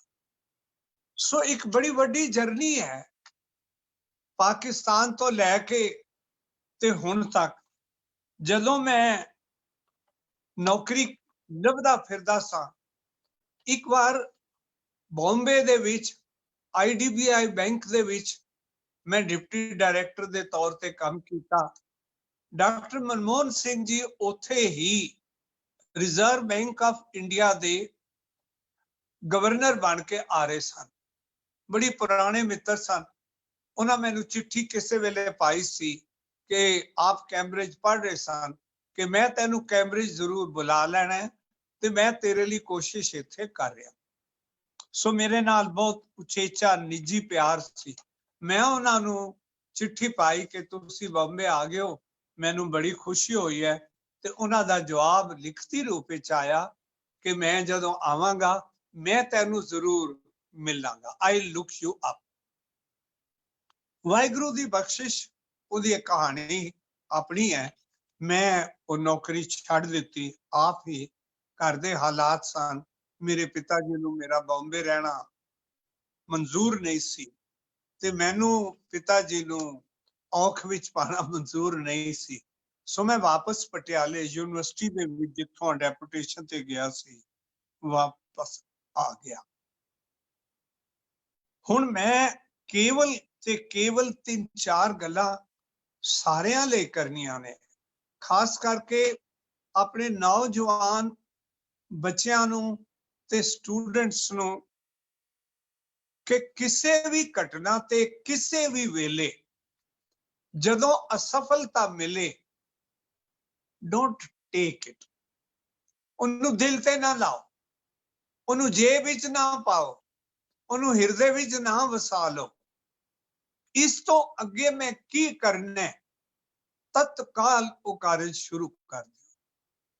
ਜਦੋਂ ਤੁਸੀਂ ਅਗਲੇ ਕਾਰਜ ਸ਼ੁਰੂ ਹੋ ਜਾਓਗੇ ਤੇ ਪਿੱਛੇ ਵੱਲ ਨਹੀਂ ਦੇਖੋਗੇ, ਮੈਂ ਇਹ ਤੇ ਨਹੀਂ ਕਹਿੰਦਾ ਤੁਹਾਨੂੰ ਸਦਾ ਹੀ ਸਫਲਤਾ ਮਿਲੇਗੀ, ਲੇਕਿਨ ਕੋਈ ਵੀ ਅਸਫਲਤਾ ਤੁਹਾਨੂੰ ਦੁੱਖ ਨਹੀਂ ਦੇਗੀ, ਕਿਉਂਕਿ ਸਾਈਕੋਲੋਜੀਕਲੀ ਤੁਸੀਂ ਆਲਰੇਡੀ ਇਨਵੋਲਵਡ ਹੋ ਕਿਸੇ ਹੋਰ ਕੰਮ ਦੇ ਵਿੱਚ। ਸੋ ਤੁਸੀਂ ਪਿੱਛੇ ਦੇਖਣ ਦੀ ਬਜਾਏ ਅੱਗੇ ਤੱਕੋਗੇ। ਸਫਲਤਾ ਲੈਣ ਲਈ ਅੱਗੇ ਤੱਕੋ। ਅਸਫਲਤਾ ਹੋਈ ਨੂੰ ਦੁੱਖ ਨਹੀਂ ਸਮਝੋ, ਉਹਦੇ ਉੱਤੇ ਨਜ਼ਰ ਹੀ ਨਾ ਫੇਰੋ, ਉਹਦੀ ਪਰਵਾਹ ਨਾ ਕਰੋ। ਨਿੱਜੀ ਰੂਪ ਵਿੱਚ ਮੈਂ ਲਾਈਫ ਦੇ ਬਹੁਤ ਜ਼ਿਆਦਾ ਉਤਾਰ ਤੇ ਚੜਾਅ ਦੇਖੇ ਨੇ, ਸਾਰਿਆਂ ਨੇ ਦੇਖੇ ਹੁੰਦੇ ਨੇ, ਲੇਕਿਨ ਮੈਨੂੰ ਇਉਂ ਮਹਿਸੂਸ ਹੁੰਦਾ ਰਿਹਾ ਕਿ ਹਰ ਵੇਲੇ ਕੋਈ ਮੇਰੇ ਨਾਲ ਹੈ, ਹਰ ਵੇਲੇ ਕੋਈ ਨਾਲ ਹੈ ਜਿਹੜਾ ਮੈਨੂੰ ਬਾਹ ਫੜ ਕੇ ਕਿਧਰੇ ਨਾ ਕਿਧਰੇ ਲੈ ਜਾਂਦਾ ਹੈ। ਮੈਨੂੰ ਨਹੀਂ ਪਤਾ ਹੁੰਦਾ ਕਿ ਮੈਂ ਕਿੱਥੇ ਜਾਣਾ ਹੈ। ਮੈਂ ਤੇ ਕੇਵਲ ਕੋਸ਼ਿਸ਼ ਵਿੱਚ ਹਾਂ, ਮੈਂ ਤੇ ਕੇਵਲ ਆਪਣੀ ਅੰਬੀਸ਼ਨ ਲਈ ਬੈਠਾ, ਮੈਂ ਤੇ ਕੇਵਲ ਆਪਣੇ ਮਨ ਦੀ ਹਸਰਤ ਲਈ ਕੋਸ਼ਿਸ਼ ਕਰ ਰਿਹਾ। ਲੇਕਿਨ ਮੈਨੂੰ ਇਉਂ ਲੱਗਦਾ ਹੁਣ ਜਦੋਂ ਮੈਂ ਵਾਪਸ ਦੇਖਦਾ ਵਾਂ, ਹਰ ਪਲ ਹਰ ਘੜੀ ਮੇਰੇ ਨਾਲ ਕੋਈ ਸੀ ਜਿਸ ਨੇ ਮੈਨੂੰ ਬਾਹ ਫੜ ਲਈ। ਬੜੀ ਦੇਰ ਬਾਅਦ ਪਤਾ ਚੱਲਿਆ ਸੋ ਸਤਿਗੁਰ ਪਿਆਰਾ ਮੇਰੇ ਨਾਲ ਹੈ, ਜਿੱਥੇ ਕਿੱਥੇ ਮੈਨੂੰ ਲਏ ਛਡਾਈ। ਮੈਂ ਕੀ ਵਿਉਂਤ ਕੀਤੀ ਤੇ ਕੀ ਮਿਲਿਆ, ਇਹ ਦੋ ਅਜੀਬ ਜਿਹੀਆਂ ਘਟਨਾਵਾਂ ਨੇ। ਕਿਉਂਕਿ ਮੈਂ ਸਟਾਰਟ ਇਹ ਕੀਤਾ ਸੀ ਕਿ ਜੋ ਵਿਉਂਤ ਕਰੋ ਉਹ ਪ੍ਰਾਪਤ ਹੋ ਜਾਏ, ਉਹਨੂੰ ਅਸੀਂ ਸਫਲਤਾ ਕਹਿ ਦਿੰਦੇ ਆ, ਤੇ ਜੋ ਤੁਸੀਂ ਸੋਚਿਆ ਤੇ ਉਹ ਨਾ ਪ੍ਰਾਪਤ ਹੋਇਆ ਉਹਨੂੰ ਅਸਫਲਤਾ ਕਹਿੰਦੇ ਆ। ਮੇਰਾ ਆਪਣਾ ਨਿੱਜੀ ਤਜਰਬਾ ਇਹ ਹੈ ਕਿ ਹਰ ਅਸਫਲਤਾ ਦੇ ਵਿੱਚੋਂ ਹੀ ਸਫਲਤਾ ਉਗਮਦੀ ਹੈ। ਜਦੋਂ ਤੁਸੀਂ ਅਸਫਲਤਾ ਦੀ ਸਿਚੁਏਸ਼ਨ ਵਿੱਚ ਪਹੁੰਚਦੇ ਹੀ ਅਗਲਾ ਐਕਸ਼ਨ ਪਲਾਨ ਸ਼ੁਰੂ ਕਰ ਦਿੰਦੇ ਹੋ ਕਿ ਮੈਂ ਹੁਣ ਕੀ ਕਰਨਾ ਹੈ ਤੇ ਮੈਂ ਅੱਗੋਂ ਕਿੱਥੇ ਜਾਣਾ ਹੈ, ਕਿਹੜੇ ਪਾਸੇ ਜਾਣਾ ਹੈ। ਤੁਹਾਡਾ ਪਿਛਲਾ ਜਿਹੜਾ ਹੈ ਉਹ ਤੁਹਾਡੇ ਉੱਤੇ ਕੋਈ ਡਾਰਕ ਸ਼ੈਡੋ ਨਹੀਂ ਦਿੰਦਾ, ਉਹ ਤੁਹਾਨੂੰ ਹਨੇਰੇ ਪੱਖ ਵੱਲ, ਨਿਗਾਰ ਵੱਲ ਸਾਈਕੋਲੋਜੀਕਲੀ ਡਿਪਰੈਸ ਨਹੀਂ ਕਰਦਾ ਤੇ ਤੁਸੀਂ ਅੱਗੇ ਵੱਲ ਫਿਰ ਸੋਚਣਾ ਸ਼ੁਰੂ ਕਰ ਦਿਓ। ਸੋ ਮੇਰੀ ਪਹਿਲੀ ਨੌਜਵਾਨਾਂ ਲਈ ਬੇਨਤੀ ਇਹ ਹੈ ਕਿ ਜਿਸ ਵੀ ਕਾਰਜ ਵਿੱਚ ਹੋ, ਜਿੱਥੇ ਵੀ ਹੋ, ਡੋਂਟ ਟੇਕ ਲਾਈਫ ਡਾਊਨ ਕਿ ਹੁਣ ਮੈਂ ਕੱਖ ਨਹੀਂ ਹੋਣਾ, ਹੁਣ ਅੱਗੇ ਮੇਰਾ ਕੁਝ ਨਹੀਂ ਹੋਣਾ, ਅੱਗੇ ਪਤਾ ਨਹੀਂ ਕੀ ਬਣੇਗਾ। ਸਭ ਕੁਝ ਕਾਰਨ ਕਰਤੇ ਹੱਥ ਹੈ, ਮੇਰੇ ਹੱਥ ਤੇ ਕੁਝ ਹੈ ਹੀ ਨਹੀਂ। ਰਿਜ਼ਲਟ ਮੇਰੇ ਹੱਥ ਵਿੱਚ ਅਸਲ ਵਿੱਚ ਨਹੀਂ ਹਨ। ਸਾਡੀ ਸਾਰੀ ਸਾਈਕੋਲੋਜੀ, ਸਾਇੰਸ, ਦੂਜੇ ਪੜ੍ਹਾਉਂਦੇ ਹਨ ਕਰ ਮਿਹਨਤ, ਇਤਨਾ ਵੱਡਾ ਕਰਕੇ ਬਸ ਹਰ ਚੀਜ਼ ਤੈਨੂੰ ਪ੍ਰਾਪਤ ਹੋ ਜਾਏਗੀ। ਦੁਨੀਆ ਵਿੱਚ ਕਦੀ ਵੀ ਕਿਸੇ ਨੂੰ ਸਭ ਕੁਝ ਨਹੀਂ ਪ੍ਰਾਪਤ ਹੁੰਦਾ। ਜੇ ਸਫਲਤਾ ਮੈਨੂੰ ਸੁਖ ਨਾ ਦੇਵੇ ਤੇ ਅਸਫਲਤਾ ਮੈਨੂੰ ਦੁੱਖ ਨਾ ਦੇਵੇ ਤਾਂ ਮੇਰੇ ਜੀਵਨ ਦੀ ਸਫਲਤਾ ਉੱਥੋਂ ਸ਼ੁਰੂ ਹੁੰਦੀ ਹੈ। ਹਾਲੇ ਤੇ ਅਸੀਂ ਟਾਸਕ ਦੀ ਕਰ ਰਹੇ ਸੀ, ਇੱਕ ਘਟਨਾ ਦੀ ਕਰਦੇ ਸਾਂ, ਇੱਕ ਇਵੈਂਟ ਦੀ ਕਰਦੇ ਸਾਂ ਕਿ ਅਸੀਂ ਥੋੜੀ ਦੇਰ ਇਹ ਕਰਦੇ ਆ, ਹੁਣ ਇਹ ਕਰਾਂਗੇ, ਇਹ ਘਟਨਾ ਹੋ ਗਈ ਤਾਂ ਮੈਂ ਸਫਲ। ਮੈਂ ਹੁਣ ਕਹਿ ਰਿਹਾ ਕਿ ਸਫਲ ਵਸਤੂ ਨਹੀਂ ਹੈ, ਸਫਲ ਸਿਚੁਏਸ਼ਨ ਨਹੀਂ ਹੈ, ਸਫਲ ਏਮ ਨਹੀਂ ਹੈ। ਸਫਲ ਤੇ ਮੈਂ ਕੀ ਬਣਨਾ ਹੈ ਤੇ ਕੀ ਬਣਾਂਗਾ ਉਹ ਦੱਸਦਾ ਹੈ। 10-12 ਸਾਲ ਮੈਂ IAS ਅਫਸਰਾਂ ਨੂੰ, ਛੋਟਿਆਂ ਨੂੰ, ਵੱਡਿਆਂ ਨੂੰ, ਬਣਿਆ ਹੋਇਆਂ ਨੂੰ ਵੀ ਤੇ ਬਣ ਰਹੇ ਹੋਇਆਂ ਨੂੰ ਵੀ ਪੜ੍ਹਾਇਆ ਹੈ। ਜਦੋਂ ਵੀ ਛੋਟੇ ਯੰਗ ਬੱਚਿਆਂ ਨੂੰ ਪੁੱਛੀਏ ਕਿ ਤੁਸੀਂ ਕੀ ਬਣਨਾ ਚਾਹੁੰਦੇ ਹੋ ਤੇ ਉਹ ਕਹਿੰਦੇ ਨੇ ਕਿ ਮੈਂ ਅਫਸਰ ਬਣਨਾ ਜੀ, ਮੈਂ IAS ਹੋ ਜਾਵਾਂ ਜੀ, ਮੈਂ ਇਹ ਹੋ ਜਾਵਾਂ ਜੀ। ਤੇ ਮੈਂ ਕਿਹਾ ਜੇ ਹੋ ਗਏ ਤੇ ਉਸ ਦੇ ਬਾਅਦ ਲੱਗੇਗਾ ਸਾਰੀ ਦੁਨੀਆ ਬਿਲਕੁਲ ਠੀਕ ਹੋ ਗਈ ਹੈ। ਨਹੀਂ ਹੁੰਦੀ। ਮੈਂ ਬੜੀ ਨੇੜਿਓਂ ਦੇਖਿਆ ਵੱਡੇ ਵੱਡੇ ਅਫਸਰ ਜਿਨ੍ਹਾਂ ਦੇ ਨਾਲ ਬੈਠ ਕੇ ਮੈਂ ਖਾਣਾ ਖਾਇਆ, ਆਰਮੀ ਦੇ chief, navy they chief, air force they chief, president of India, vice president of India, chief secretary, cabinet secretary. शायद ही कोई ऐसे बड़े बंदे होने ने जिन्हां नूं तुसीं सोचदे हो जिन्हां दे नाल असी मेरी पत्नी असी रल के ना खै के लंघे होइए, गलबात ना कीती होए। ये सारा कुछ प्राप्ति नहीं है, ये मेरी सफलता नहीं है। मेरी सफलता ये है कि मैं की हां, मैं अंदरों की बनना चाहुंदा वां ते की मैं वो बन सकदा कि नहीं। इवेंट्स नूं, इम्तिहानां नूं, नौकरियां नूं, मकानां नूं, गहणियां नूं, प्रॉपर्टी नूं, विधवता नूं, बहुत सारी उपमा नूं असी सफलता समझदे हां। मेरे गुरु नानक ने मैनू ये सिखाया है कि ये सारा कुछ बहुत छोटी ते बहुत मामूली गल्लां ने। ये सब कुछ नहीं आंदा। जे सब कुछ हुंदा, जिस अगे मैं सीस निवाया गुरु नानक अगे ते ओदे चरनां तो मैं सिक्खी दी दात मंगी ते उसने खुश होके दे दिती। और गुरु नानक ने अपने बच्चों नूं किन्ना क कैरियर दिता सी। सारे गुरुआं ने अपने बच्चों की प्रतिपालना की है, लेकिन सारी जिंदगी ये नहीं सोचा कि मैं पुत्र नूं की बना देना है। अनफॉर्चुनेटली असी जेड़े सिख कहलांदे हां, हर वेले सानू ये तौखला लगा रहंदा है कि मेरे बच्चे की बननगे ते ओ की करनगे, अगे जाके की होणगे। ये साडी अपनी नजर दी कमजोरी है, मायोपिक व्यू है। नेड़ेों देखदे हां, दूर नहीं देखदे। मैं ते देखदा वां धन गुरु गोबिंद सिंह साहिब जी नूं, दुनिया दा महान सिपा सालार। लोकी उन्हां नूं नेपोलियन बोनापार्ट तो भी ऊपर मनण वाले हैं एज ए सोल्जर। मेरे दोस्त कर्नल ने उन्होंने एक पूरा लेख लिखिया सी आर्मी दे विच कि किवें गुरु गोबिंद सिंह वर्गा निर्भय कोई वड्डा मिलिटरी ऑफिसर उन्हां दे बराबरी नहीं होया। गुरु ओ पोइट भी सन, कविता भी लिखी जिन्हों असी बाणी भी कहते हैं, और युद्ध लड़े, अपने बच्चों नूं ही लड़ाया। ये उन्हां दीयां प्राप्तियां ने। फिलोसफर भी ने, गुरु भी ने, सोल्जर भी ने, लेखक भी ने, अच्छे पिता ने, अच्छे सपुत्र ने, अच्छे हस्बैंड ने। सारा कुछ होंदे होए उन्हां दा जीवन जो है वो किस राह ते तुरिया ते किंज तुरिया, वो जे कदी किसे नूं अपने जीवन ते कदी भी औख महसूस होए तां गुरु गोबिंद सिंह साहब जी दे चरनां दे नाल उन्हां दे जीवन दे कदम तुर के जरा वेख लेना। मैं सारा तां नहीं दस सकदा इत्थे।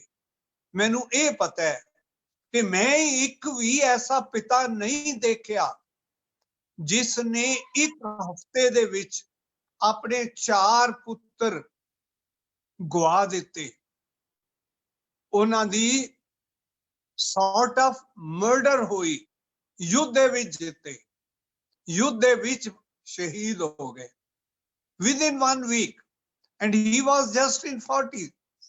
और उस दे बाद वो बैठ के किला छोड़ना पिया, कलगी छोड़ दी, फौजा पीछे हन।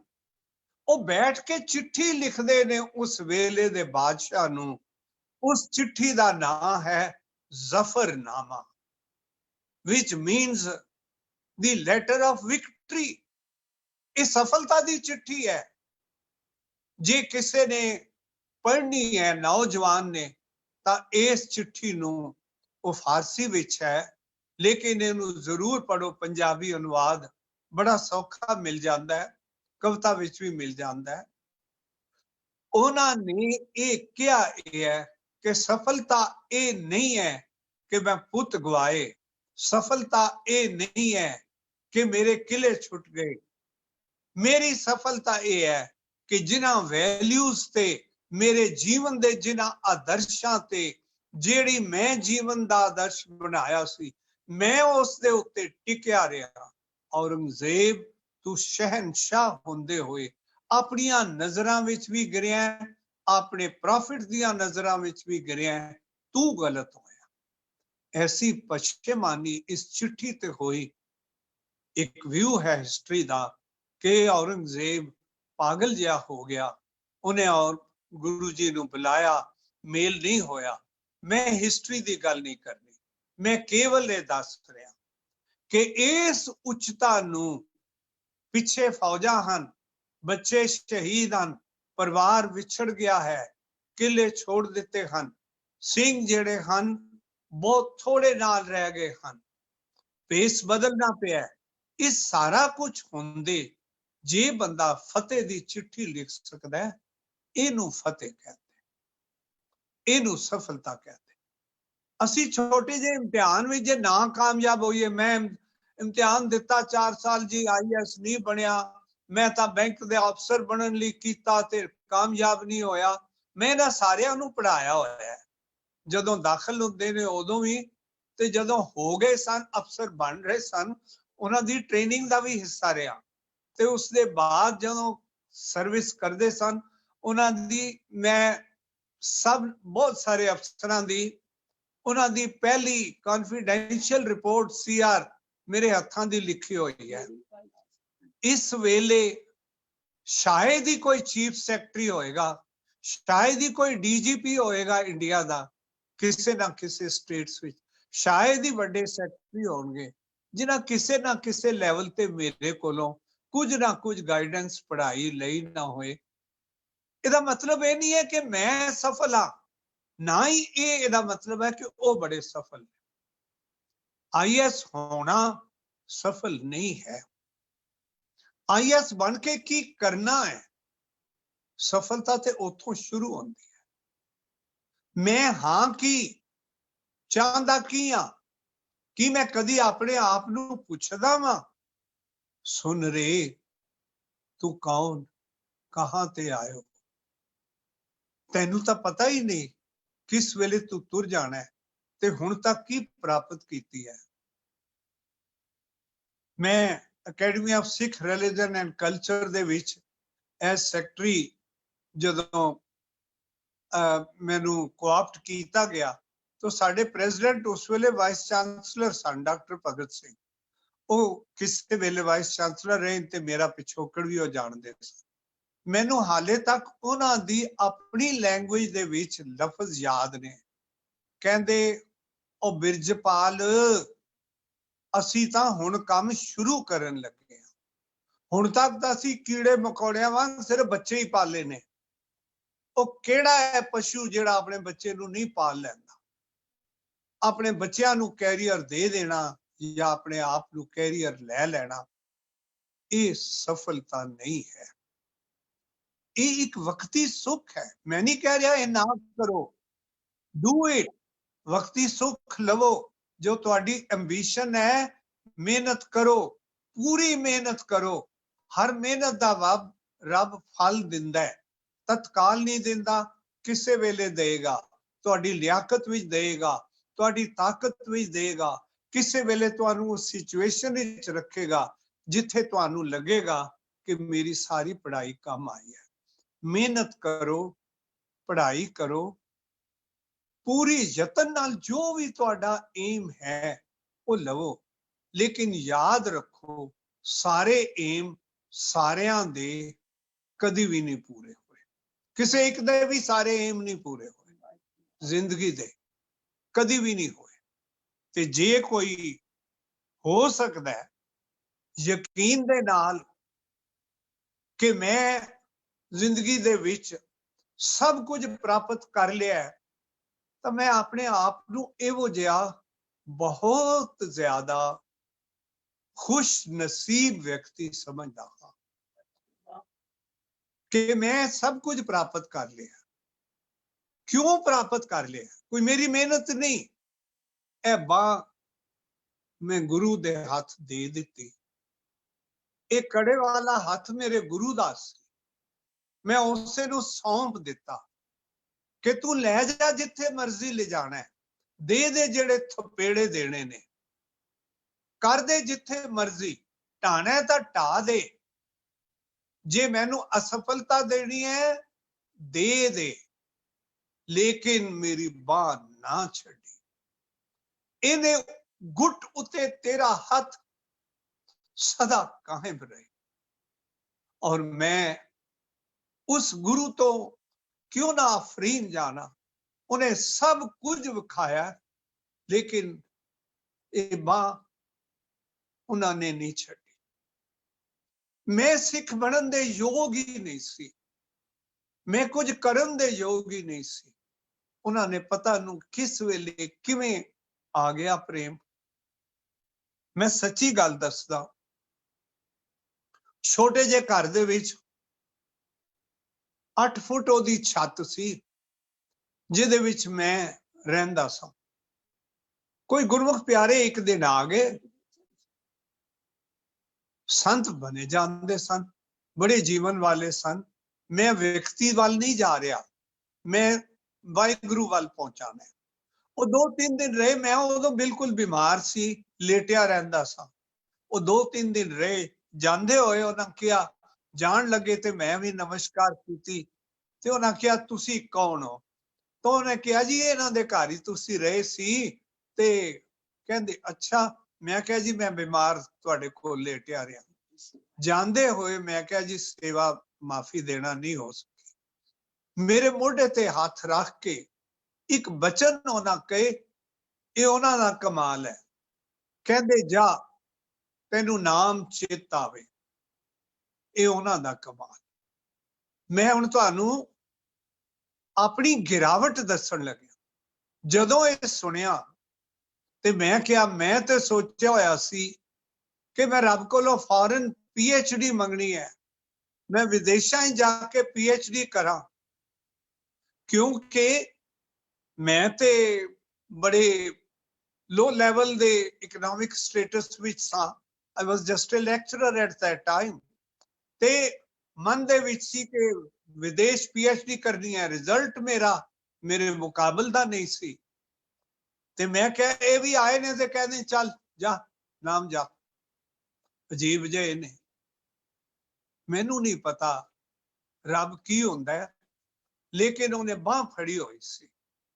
एक दिन मैं सारी स्टोरी नहीं सुनानी, मैनू PhD स्कॉलरशिप ग्रीस तो आ गया, फुली पेड, आना जाना रहना करना। जिस व्यक्ति नूं ये भी नहीं सी पता हवाई जहाज देखिया ही नहीं सी होया, उन्होंने हवाई जहाज दी टिकट, रहना पैड़ा सारा कुछ मिल गया। पता नहीं की होया, जदों मैं तुरिया ते गुरु ग्रंथ साहब जी मेरे नाल तुर पे। मेरे मन की इच्छा हुई कि उत्थे गुरुद्वारा है नहीं, सिख है नहीं, ते मैं वेखी जाएगी। गुरु ग्रंथ साहब जी नूं नाल लै तुरिया। मैनू कमरा मिल गया, मेरे गुरु नूं कमरा मिल गया। असीं इकट्ठे सौण लग गए इक्को जगह ते, इक्को बैड दे उत्ते, टेबल दे उत्ते गुरु ग्रंथ साहब, सिर मैं उधर रख के सौंदा सा। ते फिर मैं रोज गुरु ग्रंथ साहब खूब पढ़ना शुरू करता। उदों मेरियां भुब्बां ते मेरा रोना निकले। हर शब्द विच, हर पेज ते, हर बाणी विच गुरु ये कह रहे ने, तैनू नाम दी लोड़ है, तैनू भगती दी लोड़ है, तू कुछ होर लैण आया। ते मैं क्या, मैं किथे वक्त पा बैठिया कि मैनू PhD चाहिदी है। मैनू नहीं पता कितना की केड़े राह पाया, पर उन्होंने PhD भी दे दिती ते मैनू अपने प्यार दे योग भी बना लिया, अपने राह ते भी पा लिया। There is no other wonder in this world except God. रब तो बिना होर कुछ भी नहीं है।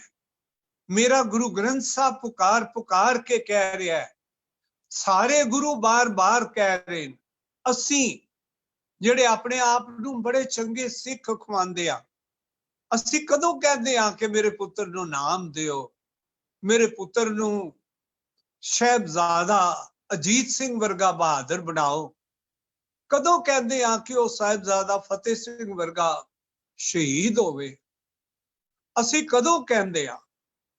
ਅਸੀਂ ਤੇ ਗੁਰੂ ਕੋਲੋਂ ਉਹੀ ਮੰਗਦੇ ਆ ਜੋ ਗੁਰੂ ਜੀ ਨੇ ਤਿਰਸਕਾਰ ਕੀਤਾ, ਤੇ ਅਸੀਂ ਕਹਿੰਦੇ ਆ ਮੇਰੇ ਪੁੱਤਰ ਦੀ ਬੜੀ ਵੱਡੀ ਨੌਕਰੀ ਹੋ ਜਾਏ, ਬੜੀ ਵੱਡੀ ਕੋਠੀ ਹੋਏ, ਮੇਰੇ ਕੋਲ ਕਾਰ ਹੋਏ, ਮੇਰੇ ਕੋਲ ਧਨ ਹੋਏ, ਮੇਰੇ ਕੋਲ ਹੋਰ ਸਾਰਾ ਕੁਝ, ਗਰੀਬੀ ਨਾ ਹੋਏ। ਬਸ ਮੈਂ ਇੱਕ ਵਿਅਕਤੀ ਨੂੰ ਅਰਦਾਸ ਕਰਦੇ ਸੁਣਿਆ ਸੀ, ਉਹਨਾਂ ਆਪੇ ਦੱਸਿਆ, ਲਿਖਤ ਵਿੱਚ ਪੜਿਆ, ਕਹਿੰਦੇ ਮੈਂ ਅਰਦਾਸ ਕਰਦਾ ਸੱਚੇ ਪਾਤਸ਼ਾਹ ਤੂੰ ਮੈਨੂੰ ਇਤਨਾ ਕੁਝ ਦੇ ਦਿੱਤਾ, ਹੁਣ ਹੋਰ ਕੁਝ ਨਾ ਦੇਈ, ਮੈਨੂੰ ਨਹੀਂ ਲੋੜ, ਮੈਨੂੰ ਹੁਣ ਸਿਰਫ ਤੇਰੀ ਲੋੜ ਹੈ। ਤੋ ਮੈਨੂੰ ਉਸ ਗੁਰਮੁਖ ਪਿਆਰੇ ਸੰਤ ਨੇਚਰ ਸਿੰਘ ਉਹਨਾਂ ਦਾ ਨਾਂ ਸੀ, ਉਹ ਯਾਦ ਆਏ ਜਿਨ੍ਹਾਂ ਕਿਹਾ ਕਿ ਜਾ ਤੈਨੂੰ ਨਾਮ ਚੇਤਾ ਆਵੇ। ਉਹਨਾਂ ਮੈਨੂੰ ਦੁਨੀਆ ਦੀ ਸਾਰੀ ਜੋ ਵਸਤੂ ਹੋ ਸਕਦੀ ਸੀ ਉਹਦੇ ਲਈ ਵਿਸ਼ ਕੀਤੀ, ਤੇ ਮੈਂ ਇੱਕ ਕੌਡੀ ਜਿਹੀ ਮੰਗਣ ਦੇ ਵਿੱਚ ਲੱਗ ਗਿਆ। ਫੋਰਨ PhD ਇੱਕ ਕੌਡੀ ਹੈ, ਇੱਕ it is a coin which has no value, which has no meaning. Meaning मैं हाँ, मैं की हाँ, मैं की अंदरों हाँ, की बार ਉਹ ਮੇਰੀ ਸਫਲਤਾ। ਸਫਲਤਾ ਇਵੈਂਟ ਦੀ ਪ੍ਰਾਪਤੀ ਨਹੀਂ ਹੈ, ਕਿਉਂਕਿ ਇਵੈਂਟ ਦੀ ਪ੍ਰਾਪਤੀ ਆਰਜ਼ੀ ਹੈ, ਇੱਕ ਹੈ, ਇੱਕ ਵਾਰੀ ਹੋਏਗੀ, ਕਿਸੇ ਹੋਰ ਵਿੱਚ ਨਹੀਂ ਹੋਏਗੀ। ਹਰ ਪ੍ਰਾਈਮ ਮਿਨਿਸਟਰ ਹਟਿਆ ਵੀ ਹੈ, ਹਰ ਜਰਨੈਲ ਹਾਰਿਆ ਵੀ ਹੈ, ਚਲੋ ਕੁਝ ਵੀ ਨਾ ਹੋਵੇ, ਹਰ ਬੰਦਾ ਮਰਿਆ ਹੈ, ਉਹਨੇ ਮਾਰ, ਕੌਣ ਨਾ ਮੂਆ ਕੌਣ ਨਾ ਮਰਸੀ, ਕਿਹੜਾ ਜਿਹੜਾ ਨਹੀਂ ਇਸ ਤਰ੍ਹਾਂ।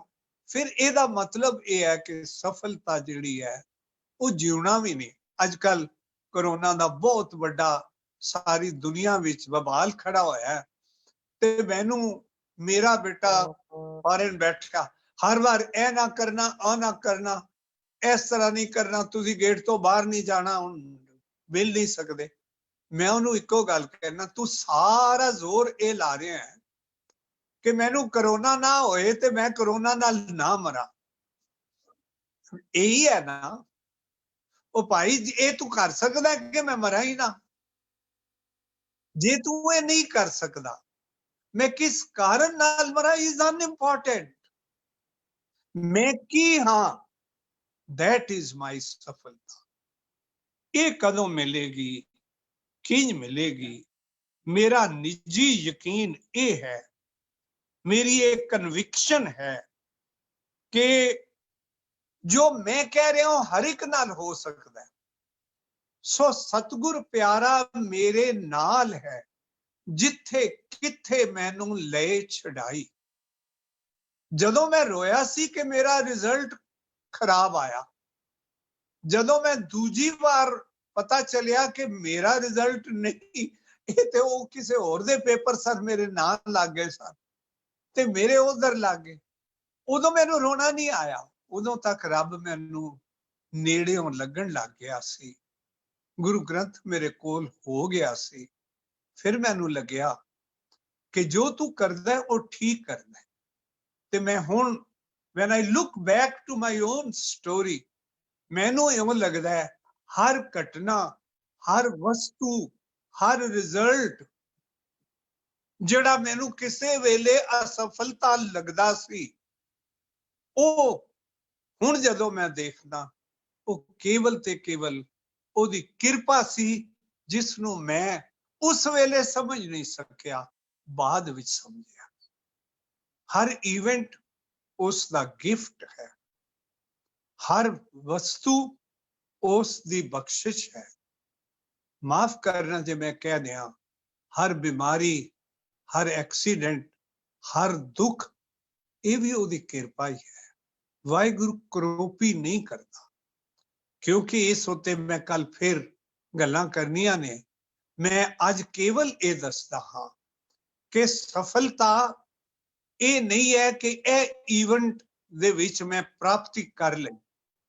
ऐसा कोई नहीं जिन्हों सारी जिंदगी विच सदा ही प्राप्ति होए या होएगी, लेकिन जे प्राप्ति ते अप्राप्ति दे दीवारां कट जान, टुट जान, मैनू ये लगे कि मेरे वास्ते प्राप्ति या अप्राप्ति, सफलता या असफलता नहीं, मैं सिर्फ ये वेखना है कि मेरी बांह मेरे गुरु ने हाले पकड़ी हुई है कि नहीं।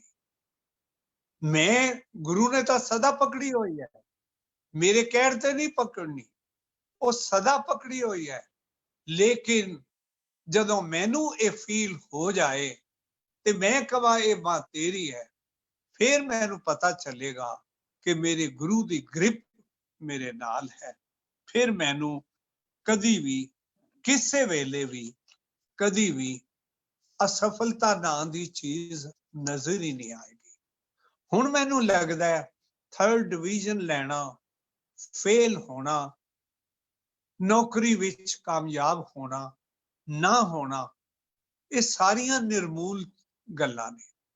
एक बार मेरे एक बड़े बड़े अफसर ने, मैं बहुते बड़े अफसरां नाल खै के लंघिया, कैबिनेट सैकटरी दे रैंक दे बराबर, माइक्रोसॉफ्ट कारपोरेशन दे इस वेले दे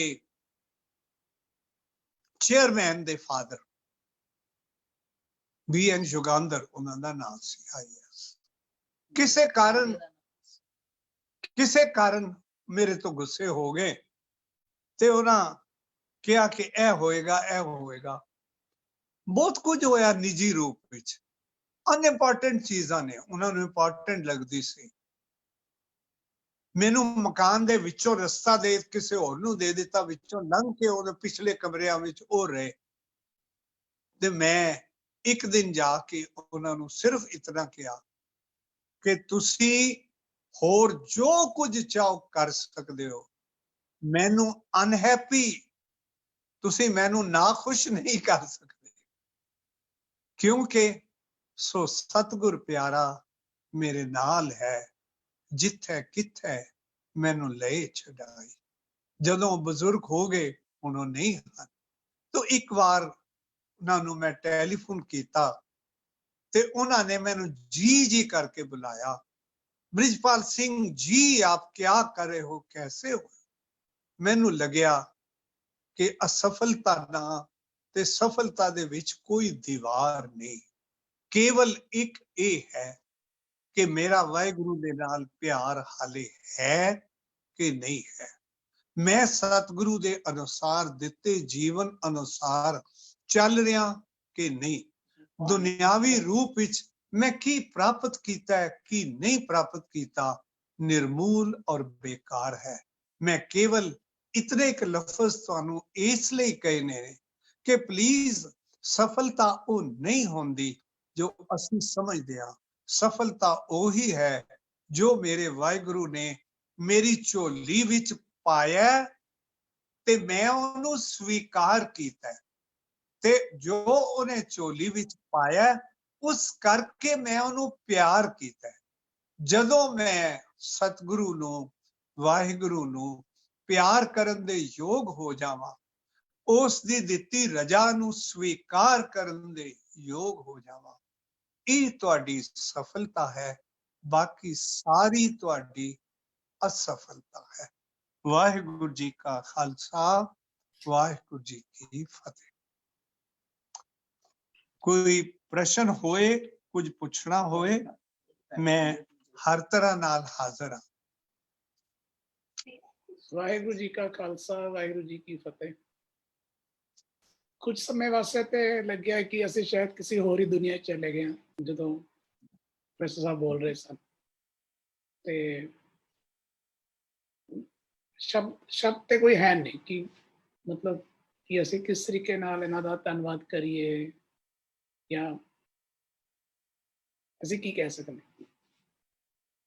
मैं इन्नी कोई बेनती करांगा बई मेरे ख्याल नाल जिहड़ी लैंग्वेज इन्हां ने वरती है वो इन्नी को सुखाली सी ਕਿ ਉਹ ਉਹਦੇ 'ਚ ਕੋਈ ਮੇਰੇ ਖਿਆਲ ਨਾਲ ਕਿਸੇ ਨੂੰ ਕੋਈ ਦਿੱਕਤ ਨਹੀਂ ਆਈ ਹੋਈ। ਤੇ ਮੈਂ ਬੇਨਤੀ ਕਰਾਂਗਾ ਸਾਰੀ ਸਾਧ ਸੰਗਤ ਜੀ ਨੂੰ ਕਿ ਜੇ ਉਹਨਾਂ ਦੇ ਕੋਈ ਪ੍ਰਸ਼ਨ ਨੇ, ਬੱਚਿਆਂ ਦੇ ਕੋਈ ਪ੍ਰਸ਼ਨ ਨੇ, ਜੇ ਕੁਝ ਪੁੱਛਣਾ ਚਾਹੁੰਦੇ ਨੇ ਤੇ ਉਹ ਜੀ ਸਦਕੇ ਪੁੱਛਣ, ਤਾਂ ਕਿ ਅਸੀਂ ਆਪਣੇ ਪ੍ਰਸ਼ਨ ਸ਼ੁਰੂ ਕਰੀਏ। ਤੇ ਜੇ ਕੋਈ ਆਪਣੇ ਗਿਆਨ ਹੀ ਵਾਧਾ ਕਰਨਾ ਚਾਹੁੰਦਾ ਜਾਂ ਆਪਣੇ ਕਰੀਅਰ ਬਾਰੇ ਪੁੱਛਣਾ ਚਾਹੁੰਦਾ ਹੋਵੇ, ਜਾਂ ਕਰੀਅਰ ਵਿੱਚ ਕਿਸੇ ਨੂੰ ਕੋਈ ਦਿੱਕਤ ਆ ਰਹੀ ਹੈ, ਜਾਂ ਕਰੀਅਰ ਵਿੱਚ ਜਿਸ ਤਰ੍ਹਾਂ ਚਲਦੇ ਚਲਦੇ, ਕਿਉਂਕਿ ਲਾਈਫ ਇੱਕ ਜਰਨੀ ਹੈ, ਤੇ ਉਸ ਜਰਨੀ ਦੇ ਵਿੱਚ ਜਿਹੜਾ ਅੱਜ ਦਾ ਲੈਕਚਰ ਸੀ ਮੇਰੇ ਖਿਆਲ ਨਾਲ ਇੱਕ ਮਾਈਲਸਟੋਨ ਵਰਗਾ ਲੱਗ ਰਿਹਾ ਸਾਨੂੰ। ਤੇ ਜੇ ਕੋਈ ਕੁਐਸਚਨ ਹੈਗਾ ਤੇ ਮੈਂ ਦੁਬਾਰਾ ਫਿਰ ਬੇਨਤੀ ਕਰਾਂਗਾ, ਜੇ ਫੇਸਬੁੱਕ ਤੇ ਕੁਐਸਚਨ ਹੋਵੇ ਜਾਂ ਚੈਟ ਵਿੱਚ ਕੁਐਸਚਨ ਹੋਵੇ, ਤੇ ਜਿਹੜੇ ਸਾਡੇ ਵੀਰ ਪਿੱਛੇ ਨਾਲ ਨਾਲ ਚੱਲ ਰਹੇ ਨੇ ਉਹਨਾਂ ਨੂੰ ਵੀ ਮੈਂ ਬੇਨਤੀ ਕਰਾਂਗਾ ਕਿ ਉਹ ਕੁਐਸਚਨ ਇੱਥੇ ਪੋਸਟ ਕਰ ਦੇਣ। ਤੇ ਉਹਦੇ ਨਾਲ ਨਾਲ ਜਿਹੜੀ ਮੈਂ ਕੱਲ ਵਾਸਤੇ ਵੀ ਬੇਨਤੀ ਕਰਾਂਗਾ ਕਿ ਕੱਲ ਵੀ ਸਾਡਾ ਸੈਸ਼ਨ ਸੇਮ ਟਾਈਮ ਤੇ ਰਹੇਗਾ, ਤੇ ਉਹਦੇ ਵਿੱਚ ਵੀ ਅਸੀਂ ਇੱਕ ਬੜਾ ਵਧੀਆ ਟੌਪਿਕ ਰੱਖਿਆ ਹੈ ਕਿ ਓਵਰਕਮਿੰਗ ਐਡਵਰਸਿਟੀਜ਼ ਇਨ ਲਾਈਫ, ਯਾਨੀ ਕਿ ਜੇ ਜ਼ਿੰਦਗੀ 'ਚ ਕੋਈ ਔਕੜ ਆਉਂਦੀ ਹੈ ਸਾਡੇ ਸਾਹਮਣੇ, ਜਾਂ ਅਸੀਂ ਕਿਸੇ ਵੇਲੇ ਆਪਣੇ ਆਪ ਨੂੰ ਸਮਝਦੇ ਹਾਂ ਕਿ ਸਾਡੇ ਭਾਗ ਚੰਗੇ ਨਹੀਂ ਹਨ, ਤੇ ਅਸੀਂ ਉਸ ਸਿਚੁਏਸ਼ਨ ਤੋਂ, ਉਸ ਪਰਿਸਥਿਤੀ ਚੋਂ, ਉਸ ਕੰਡੀਸ਼ਨ ਵਿੱਚੋਂ ਅਸੀਂ ਕਿਵੇਂ ਬਾਹਰ ਨਿਕਲਣਾ ਹੈ ਤੇ ਕਿਵੇਂ ਉਭਰਨਾ ਹੈ। ਇੱਕ ਪ੍ਰਸ਼ਨ ਸਾਡੇ ਸਾਹਮਣੇ ਆ ਰਿਹਾ ਵੇ ਕਿ ਜਿਹੜਾ ਜਦੋਂ ਅਸੀਂ ਕਿਤੇ ਪੜ੍ਹ ਰਹੇ ਹੁੰਨੇ ਆ ਜਾਂ ਕਿਤੇ ਜੌਬ ਕਰ ਰਹੇ ਹੁੰਨੇ ਆ, ਤੇ ਜਿਹੜਾ ਸਾਡਾ ਆਲਾ ਦੁਆਲਾ ਹੈਗਾ, ਜਿਹੜੇ ਸਾਡੇ ਨਾਲ ਕੰਮ ਕਰ ਰਹੇ ਨੇ, ਉਹਨਾਂ ਦੀਆਂ ਸਾਡੇ ਕੋਲੋਂ ਬਹੁਤ ਸਾਰੀਆਂ ਅਪੇਖਸ਼ਾਵਾਂ ਹੁੰਦੀਆਂ ਨੇ ਕਿ ਇਹ ਬੰਦਾ ਇਸ ਤਰੀਕੇ ਨਾਲ ਕੰਮ ਕਰੇ, ਜਾਂ ਕਈਆਂ ਦੀ ਆਪਣੀਆਂ ਅਸੰਪਸ਼ਨਸ ਹੁੰਦੀਆਂ ਨੇ ਕਿਸੇ ਬੰਦੇ ਨੂੰ ਲੈ ਕੇ ਕਿ ਇਹਨੂੰ ਇਸ ਤਰੀਕੇ ਨਾਲ ਕੰਮ ਕਰਨਾ ਚਾਹੀਦਾ। ਤੇ ਇਹ ਕੁਐਸਚਨ ਰਾਹੀਂ ਜੋ ਪੁੱਛ ਰਹੇ ਨੇ ਉਹ ਇਹ ਕਹਿਣਾ ਚਾਹੁੰਦੇ ਨੇ ਡਾਕਟਰ ਵਿਕਾਸ ਸਿੰਘ ਜੀ ਨੂੰ ਕਿ ਅਸੀਂ ਪੀਅਰ ਪ੍ਰੈਸ਼ਰ ਵਿੱਚੋਂ ਕਿਵੇਂ ਓਵਰਕਮ ਕਰੀਏ। ਸਾਰੇ ਮੈਂ ਰਾਜਸਥਾਨ ਵਿੱਚ ਗਿਆ ਸੀ ਤੇ ਉਹ ਗੁਰਦੁਆਰੇ ਇੱਕ ਕਾਰਪੈਂਟਰ ਸਨ ਜਿਹੜੇ ਕੀਰਤਨ ਕਰਦੇ ਹੁੰਦੇ ਸਨ ਕਦੀ ਕਦੀ, ਤੇ ਉਹ ਆਪਣੇ ਕੋਲੋਂ ਬੋਲਦੇ ਸਨ ਧਾਰਨਾ, ਤੇਰੇ ਸਾਰਿਆਂ ਦੁੱਖਾਂ ਦਾ ਦਾਰੂ ਇੱਕ ਵਾਰੀ ਬੋਲ ਵਾਹਿਗੁਰੂ। ਮੈਨੂੰ ਲੱਗਦਾ ਇਹ ਹੈ ਕਿ ਸਾਰੇ ਦੁੱਖਾਂ ਦਾ ਉਹ ਦਾਰੂ ਜਿਹੜਾ ਮੈਨੂੰ ਕਹਿ ਗਏ ਸਨ, ਜਾਂ ਤੈਨੂੰ ਨਾਮ ਚਿੱਤ ਆਵੇ, ਲੱਭੋ ਨਾਮ ਕੀ ਹੈ, ਲੱਭੋ ਗੁਰੂ ਦੀ ਸ਼ਰਨ ਕੀ ਹੈ, ਲੱਭੋ ਗੁਰੂ ਦਾ ਪਿਆਰ ਕੀ ਹੈ, ਲੱਭੋ ਗੁਰੂ ਦੇ ਉੱਤੇ ਜਾਨ ਵਾਰਨਾ। ਇਹ ਨਿੱਕੀਆਂ ਮੋਟੀਆਂ ਗੱਲਾਂ ਐਂਬੀਸ਼ਨ ਦੀਆਂ ਇੰਨੀਆਂ ਛੋਟੀਆਂ ਨੇ, ਇਹ ਤਾਂ ਪੂਰੀਆਂ ਹੋਣੀਆਂ ਹੀ ਹੋਣੀਆਂ ਨੇ। ਇਹ ਸਵਾਲ ਹੀ ਨਹੀਂ। ਮਿਹਨਤ ਕਰੋ, ਮੈਂ ਫਿਰ ਰਿਪੀਟ ਕਰ ਰਿਹਾ, ਇਹਨਾਂ ਸੋਚਣਾ ਕਿ ਮੈਂ ਇਹ ਕਹਿ ਰਿਹਾ ਕਿ ਤੁਸੀਂ ਮਿਹਨਤ ਨਹੀਂ ਕਰਨੀ, ਇਹ ਨਹੀਂ ਕਹਿ ਰਿਹਾ ਕਿ ਐਂਬੀਸ਼ਨ ਨਾ ਰੱਖੋ, ਐਂਬੀਸ਼ਨ ਰੱਖੋ, ਮਿਹਨਤ ਕਰੋ, ਲੇਕਿਨ ਪ੍ਰਤੀਫਲ ਨੂੰ ਗੁਰੂ ਦੀ ਕਿਰਪਾ ਸਮਝੋ। ਜੇ ਉਹ ਅਸਫਲਤਾ ਲੱਗਦਾ ਹੈ ਤਾਂ ਵੀ ਕਿਰਪਾ ਹੈ, ਜੇ ਸਫਲਤਾ ਹੈ ਤਾਂ ਵੀ ਕਿਰਪਾ ਹੈ। ਮੈਂ ਸੋਚਿਆ ਮੈਂ ਕੈਂਬਰਿਜ ਤੋਂ PhD ਕਰਨੀ ਹੈ, ਮੇਰੀ PhD ਜ਼ਿੱਦ ਕਰਨ ਨਾਲ ਵਾਹਿਗੁਰੂ ਨੇ ਦੇ ਦਿੱਤੀ, ਉਹ ਗ੍ਰੀਸ ਤੋਂ ਜਾ ਕੇ ਹੋਈ। ਹੁਣ ਮੈਂ ਸੋਚਦਾ ਕੈਂਬਰਿਜ ਨਾਲੋਂ ਉਹ ਫਾਰ ਬੈਟਰ ਸੀ, ਕਿਉਂਕਿ ਨਾਲ ਜਿਹੜਾ ਟੋਟਲ ਪੈਕੇਜ ਮੈਨੂੰ ਮਿਲਿਆ, ਜਿਹੜਾ ਮੈਨੂੰ ਪਿਆਰ ਮਿਲਿਆ, ਜਿਹੜਾ ਮੈਨੂੰ ਦਰਬਾਰ ਮਿਲਿਆ, ਜਿਹੜਾ ਮੈਨੂੰ ਗੁਰੂ ਦਾ ਦੀਦਾਰ ਮਿਲਿਆ, ਜਿਹੜਾ ਲੋਕਾਂ ਦਾ ਮਿਲਿਆ। ਮੈਂ ਆਪਣੀ PhD ਤੋਂ ਬਾਅਦ 2-3 ਸਾਲ ਪਹਿਲੇ ਆਪਣੇ ਬੱਚੇ ਦੀ ਖੁਸ਼ੀ ਲਈ ਦੁਬਾਰਾ ਗ੍ਰੀਸ ਗਿਆ। ਮੈਂ ਉਹਨਾਂ ਪ੍ਰੋਫੈਸਰ ਨੂੰ ਲੱਭ ਲਿਆ ਤੇ ਜਿਨ੍ਹਾਂ ਅੰਡਰ ਮੈਂ PhD ਕੀਤੀ ਸੀ 30-35 ਸਾਲ ਬਾਅਦ, ਤੇ ਬਹੁਤ ਬਜ਼ੁਰਗ ਸਨ, ਤੇ ਉਹਨਾਂ ਨੇ ਜਿਹੜੇ ਲਫ਼ਜ਼ਾਂ ਨਾਲ ਉਸ ਵੇਲੇ ਕਿਹਾ, ਕਹਿੰਦੇ ਕਿ ਅਸੀਂ ਤੈਨੂੰ ਪਹਿਚਾਨ ਨਹੀਂ ਸਕੇ ਸੀ, ਮੈਂ ਤੇ ਸਟੂਡੈਂਟ ਸੀ, ਕਹਿੰਦੇ ਅਸੀਂ ਤੁਹਾਡੇ ਤੋਂ ਬਹੁਤ ਕੁਝ ਲੈਣਾ ਸੀ, ਸਾਨੂੰ ਬੜੀ ਬਾਅਦ ਵਿੱਚ ਪਤਾ ਚੱਲਿਆ। ਇਹਨੂੰ ਮੈਂ ਕੀ ਕਹਾਂ, ਇਹ ਸਫਲਤਾ ਹੈ ਅਸਫਲਤਾ ਹੈ? ਤੁਸੀਂ ਆਪਣੇ ਕੋਲੀਗਸ ਨਾਲ ਤੇ ਆਪਣੇ ਬੌਸ ਨਾਲ ਤੇ ਆਪਣੇ ਸਬਆਰਡੀਨੇਟਸ ਨਾਲ, ਤਿੰਨਾਂ ਦੇ ਨਾਲ ਉਹ ਕਰੋ ਜੋ ਸੱਚ ਹੈ। ਸੱਚ ਨਾ ਛੋੜੋ, ਨਿਮਰਤਾ ਨਾ ਛੋੜੋ, ਮਿਹਨਤ ਨਾ ਛੋੜੋ, ਨਿਰਪੱਖਤਾ ਨਾ ਛੋੜੋ, ਗੁਰੂ ਨੂੰ ਨਾ ਛੋੜੋ। ਫਿਰ ਉਸ ਦੇ ਬਾਅਦ ਆਊਟਕਮ ਇਜ਼ ਅਨਇੰਪੋਰਟੈਂਟ। ਜੇ ਉਹ ਤੁਹਾਨੂੰ ਵਾਹ ਵਾਹ ਕਰਦੇ ਹਨ ਤਾਂ ਭਲਾ, ਜੇ ਉਹ ਤੁਹਾਨੂੰ ਦੁਰਕਾਰਦੇ ਹਨ ਤਾਂ ਵੀ ਭਲਾ। ਜੇ ਰਾਜ ਦੇ ਤੱਕ ਕਵਨ ਵਡਾਈ, ਜੇ ਭੀਖ ਕਮਾਏ ਤਾਂ ਕਿਆ ਘਟ ਜਾਏ। ਤੁਸੀਂ ਨਿੱਕੀਆਂ ਗੱਲਾਂ ਵੱਲ ਧਿਆਨ ਦਿੰਦੇ ਹੋ, ਦੇਣਾ ਚਾਹੀਦਾ ਹੈ, ਮਿਹਨਤ ਕਰਨੀ ਚਾਹੀਦੀ ਹੈ। ਜੇ ਤੁਹਾਡੇ ਕੋਲੀਗਸ ਤੁਹਾਨੂੰ ਔਖਿਆਂ ਕਰਦੇ ਹਨ, ਨਿਮਰਤਾ ਦੀ ਤੇ ਗਿਆਨ ਦੀ ਖੜਕ ਦੇ ਨਾਲ ਉਹਨਾਂ ਨੂੰ ਡੀਲ ਕਰੋ। ਇਹ ਸੋਚੋ ਕਿ ਵਾਹਿਗੁਰੂ ਮੇਰੇ ਪਿੱਠ ਦੇ ਉੱਤੇ ਹੱਥ ਰੱਖ ਕੇ ਨਾਲ ਹੈ। ਜੇ ਬਾਜਾਂ ਵਾਲਾ ਆਪਣਾ ਬਾਜ ਲੈ ਕੇ ਮੇਰੇ ਕੋਲ ਮੇਰੇ ਉੱਤੇ ਬੈਠਿਆ, ਫਿਰ ਮੈਨੂੰ ਕਿਸੇ ਦੀ ਪਰਵਾਹ ਨਹੀਂ ਹੋਣੀ ਚਾਹੀਦੀ। ਇਸ ਲਈ ਦੁਨੀਆ ਦੇ ਵਿੱਚ ਕਿਸੇ ਵੀ ਇਵੈਂਟ ਵਿੱਚ, ਕਿਸੇ ਵੀ ਥਾਂ ਤੇ, ਕਿਸੇ ਹਾਲਾਤ ਵਿੱਚ ਕਦੀ ਵੀ ਮਹਿਸੂਸ ਨਾ ਕਰਨਾ। ਇੱਕ ਹੋਰ ਗੱਲ ਸ਼ਾਇਦ ਮੈਂ ਪਹਿਲੇ ਦੱਸਣੀ ਚਾਹੀਦੀ ਸੀ, ਮੈਂ ਮੌਕਾ ਲੱਗ ਕੇ ਹੁਣ ਦੱਸ ਰਿਹਾ। ਅਸਫਲਤਾ ਦਾ ਡਰ ਕਦੀ ਨਾ ਲਿਆਓ। ਅਸਫਲਤਾ ਦੇ ਲਈ ਸਦਾ ਸਦਾ ਤਿਆਰ ਰਹੋ, ਕੋਈ ਫਰਕ ਨਹੀਂ ਪੈਂਦਾ। ਅਸਫਲਤਾ ਦੇ ਵਿੱਚੋਂ ਹੀ ਸਫਲਤਾ ਨਿਕਲਦੀ ਹੈ। ਸੁੱਖ ਦੇ ਵਿੱਚੋਂ ਹੀ ਦੁੱਖ ਨਿਕਲਦਾ ਹੈ, ਦੁੱਖ ਦੇ ਵਿੱਚੋਂ ਹੀ ਸੁੱਖ ਨਿਕਲਦਾ ਹੈ। ਇਹ ਤੇ ਇੱਕ ਸਰਕਲ ਹੈ। ਹਰ ਚੀਜ਼ ਟੈਂਪਰੇਰੀ ਹੈ, ਹਰ ਦੁੱਖ ਟੈਂਪਰੇਰੀ ਹੈ ਤੇ ਹਰ ਸੁੱਖ ਵੀ ਟੈਂਪਰੇਰੀ ਹੈ, ਹਰ ਸਫਲਤਾ ਵੀ ਟੈਂਪਰੇਰੀ ਹੈ। ਮੇਰਾ ਗੁਰੂ ਟੈਂਪਰੇਰੀ ਨਹੀਂ ਹੈ। ਮੇਰੇ ਅੰਦਰ ਮੇਰੇ ਗੁਰੂ ਦਾ ਵਿਸ਼ਵਾਸ, ਉਹਦੀ ਸ਼ਰਨ, ਉਹਦਾ ਪਿਆਰ, ਉਹਦੇ ਲਈ ਮਰ ਮਿਟਣਾ, ਉਹ ਜੇ ਮੇਰੇ ਲਈ ਤਿਆਰ ਹੈ, ਉਹ ਜੇ ਮੇਰੇ ਨਾਲ ਹੈ। Forget the word, forget the consequence, forget the colleagues, forget the result, forget everything.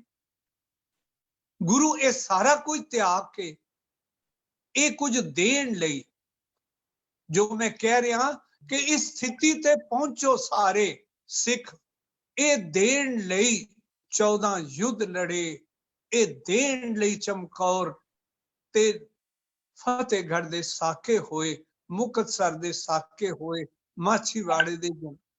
ਉਹ ਚਾਹੁੰਦੇ ਤਾਂ ਸਭ ਕੁਝ ਕਰ ਸਕਦੇ ਸੀ, ਅਸੀਂ ਉਹਨਾਂ ਨੂੰ ਅਜ਼ਮਤ ਵਾਲੇ ਜਾਣਦੇ ਹਾਂ। But he lived as a commoner for all of us. ਤੋ ਜੇ ਉਹ ਨਹੀਂ ਡਰੇ ਕਿ ਉਹਦੇ ਕਲੀਗਸ ਕੀ ਕਹਿੰਦੇ ਨੇ, ਉਹਦੇ ਸਿੱਖ ਕੀ ਕਹਿੰਦੇ ਨੇ, 40 ਸਿੰਘ ਵੀ ਛੋੜ ਕੇ ਚਲੇ ਗਏ, ਨਹੀਂ ਡਰੇ। ਬੱਚੇ ਗਏ, ਉਹਨਾਂ ਨਹੀਂ ਪਰਵਾਹ ਕੀਤੀ, ਉਹਨਾਂ ਦੇ ਸਿਰ ਤੋਂ ਕਲਗੀ ਉਤਰ ਗਈ, ਨਹੀਂ ਪਰਵਾਹ ਕੀਤੀ, ਆਪ ਦਿੱਤੀ, ਲੈ ਜਾਓ। ਇਹ ਹੈ ਅਸਲ। ਮੇਰੀ ਬੇਨਤੀ ਹੈ ਬੱਚਿਓ, ਵੱਡਿਓ, ਮੇਰੇ ਤੋਂ ਵੀ ਵੱਡਿਓ, ਮੇਰੇ ਨਾਲ ਦਿਓ, ਤੁਹਾਡਾ ਸਾਰਾ ਕੁਝ ਤੁਹਾਡਾ ਸਤਿਗੁਰੂ ਹੈ। ਜਦ ਤੱਕ ਇਸ ਨੂੰ ਆਪਣੇ ਨਾਲ ਰੱਖੀ ਰੱਖੋਗੇ, ਤੁਹਾਡਾ ਕੱਖ ਨਹੀਂ ਵਿਗੜ ਸਕਦਾ ਅੰਤःਕਰਨ ਦਾ। ਜਦੋਂ ਤੁਹਾਡਾ ਮਨ ਜਿੱਤਿਆ ਗਿਆ, ਤੁਸੀਂ ਸਾਰਾ ਜੱਗ ਜਿੱਤਿਆ ਹੋਇਆ। ਉਹ ਖਾਲਸਾ ਰਾਜ ਜਿਹੜਾ ਉਹ ਇਹ ਹੈ, ਉਹ ਹਲੀਮੀ ਰਾਜ ਸਾਡੇ ਅੰਦਰ ਹੈ। ਅਸੀਂ ਉਡੀਕਦੇ ਰਹਿੰਦੇ ਹਾਂ ਜਦੋਂ ਸਾਡੇ MLA 100 ਹੋ ਜਾਣਗੇ ਤੇ ਤਾਂ ਸਾਡਾ ਰਾਜ ਸ਼ੁਰੂ ਹੋਏਗਾ। ਉਹ ਰਾਜ ਵੀ ਇੱਕ ਇਵੈਂਟ ਹੈ, ਆਉਣ ਜਾਣ ਵਾਲੀ ਚੀਜ਼ ਹੈ। ਗੁਰੂ ਗੋਬਿੰਦ ਸਿੰਘ ਸਾਹਿਬ ਜੀ 1708 ਦੇ ਵਿੱਚ ਇਸ ਸੰਸਾਰ ਨੂੰ ਛੱਡ ਕੇ ਗਏ ਨੇ। ਵਿਦਿਨ 10 years ਖਾਲਸਾ ਰਾਜ ਤੇ ਹੋ ਗਿਆ ਸੀ, ਬਾਬਾ ਬੰਦਾ ਬਹਾਦਰ ਆ ਗਿਆ ਸੀ। ਲੇਕਿਨ ਬਾਬਾ ਬੰਦਾ ਬਹਾਦਰ ਲਈ ਰਾਜ ਨਹੀਂ ਸੀ, ਸਿੱਖੀ ਸੀ। ਔਰ ਕਿਵੇਂ ਐਜ਼ ਏ ਸਿੱਖ ਉਹ ਸ਼ਹੀਦ ਹੋਏ, ਕਿਵੇਂ ਐਜ਼ ਸਿੱਖ ਉਹ ਰਾਜੇ ਬਣੇ, ਉਹ ਸਾਡੇ ਲਈ ਚਾਨਣ ਮੁਨਾਰਾ ਹੈ। ਅਸੀਂ ਬਹੁਤੀਆਂ ਛਛੋ ਪੰਜ ਵਿੱਚ ਘਟ ਪਈ। ਮਾਫੀ, ਮੈਨੂੰ ਸਮਝ ਨਹੀਂ ਆਈ ਜੇ ਮੈਂ ਸਮਝਾ ਸਕਿਆ ਹਾਂ ਕਿ ਨਹੀਂ। ਹਾਂਜੀ, ਮੈਂ ਹਾਜ਼ਰ ਹਾਂ। ਬਹੁਤ ਵਧੀਆ ਰਿਹਾ ਜੀ। ਮੇਰੇ ਖਿਆਲ ਨਾਲ ਸਾਰੇ ਬੱਚਿਆਂ ਨੂੰ ਸਮਝ ਆਈ ਹੋਏਗੀ। ਅਗਲਾ ਪ੍ਰਸ਼ਨ ਸਾਡੇ ਕੋਲ ਇੱਕ ਬੱਚਾ ਦਾ ਆ ਰਿਹਾ, ਉਹ 10th ਕਲਾਸ ਵਿੱਚ ਹੈਗਾ। ਬੱਚਾ ਜਾਂ ਬੱਚੀ ਹੈ ਤੇ ਸਾਨੂੰ ਨਹੀਂ ਪਤਾ। ਜੀ ਉਹਦਾ ਜੀ, ਪ੍ਰਸ਼ਨ ਹੈ ਕਿ ਮੈਂ ਵੱਡਾ ਹੋ ਕੇ ਪ੍ਰੋਫੈਸਰ ਬਣਨਾ ਚਾਹੁੰਦਾ ਵਾਂ, ਵਾਹ ਤੇ ਮੈਂ ਕੀ ਕਰਾਂ?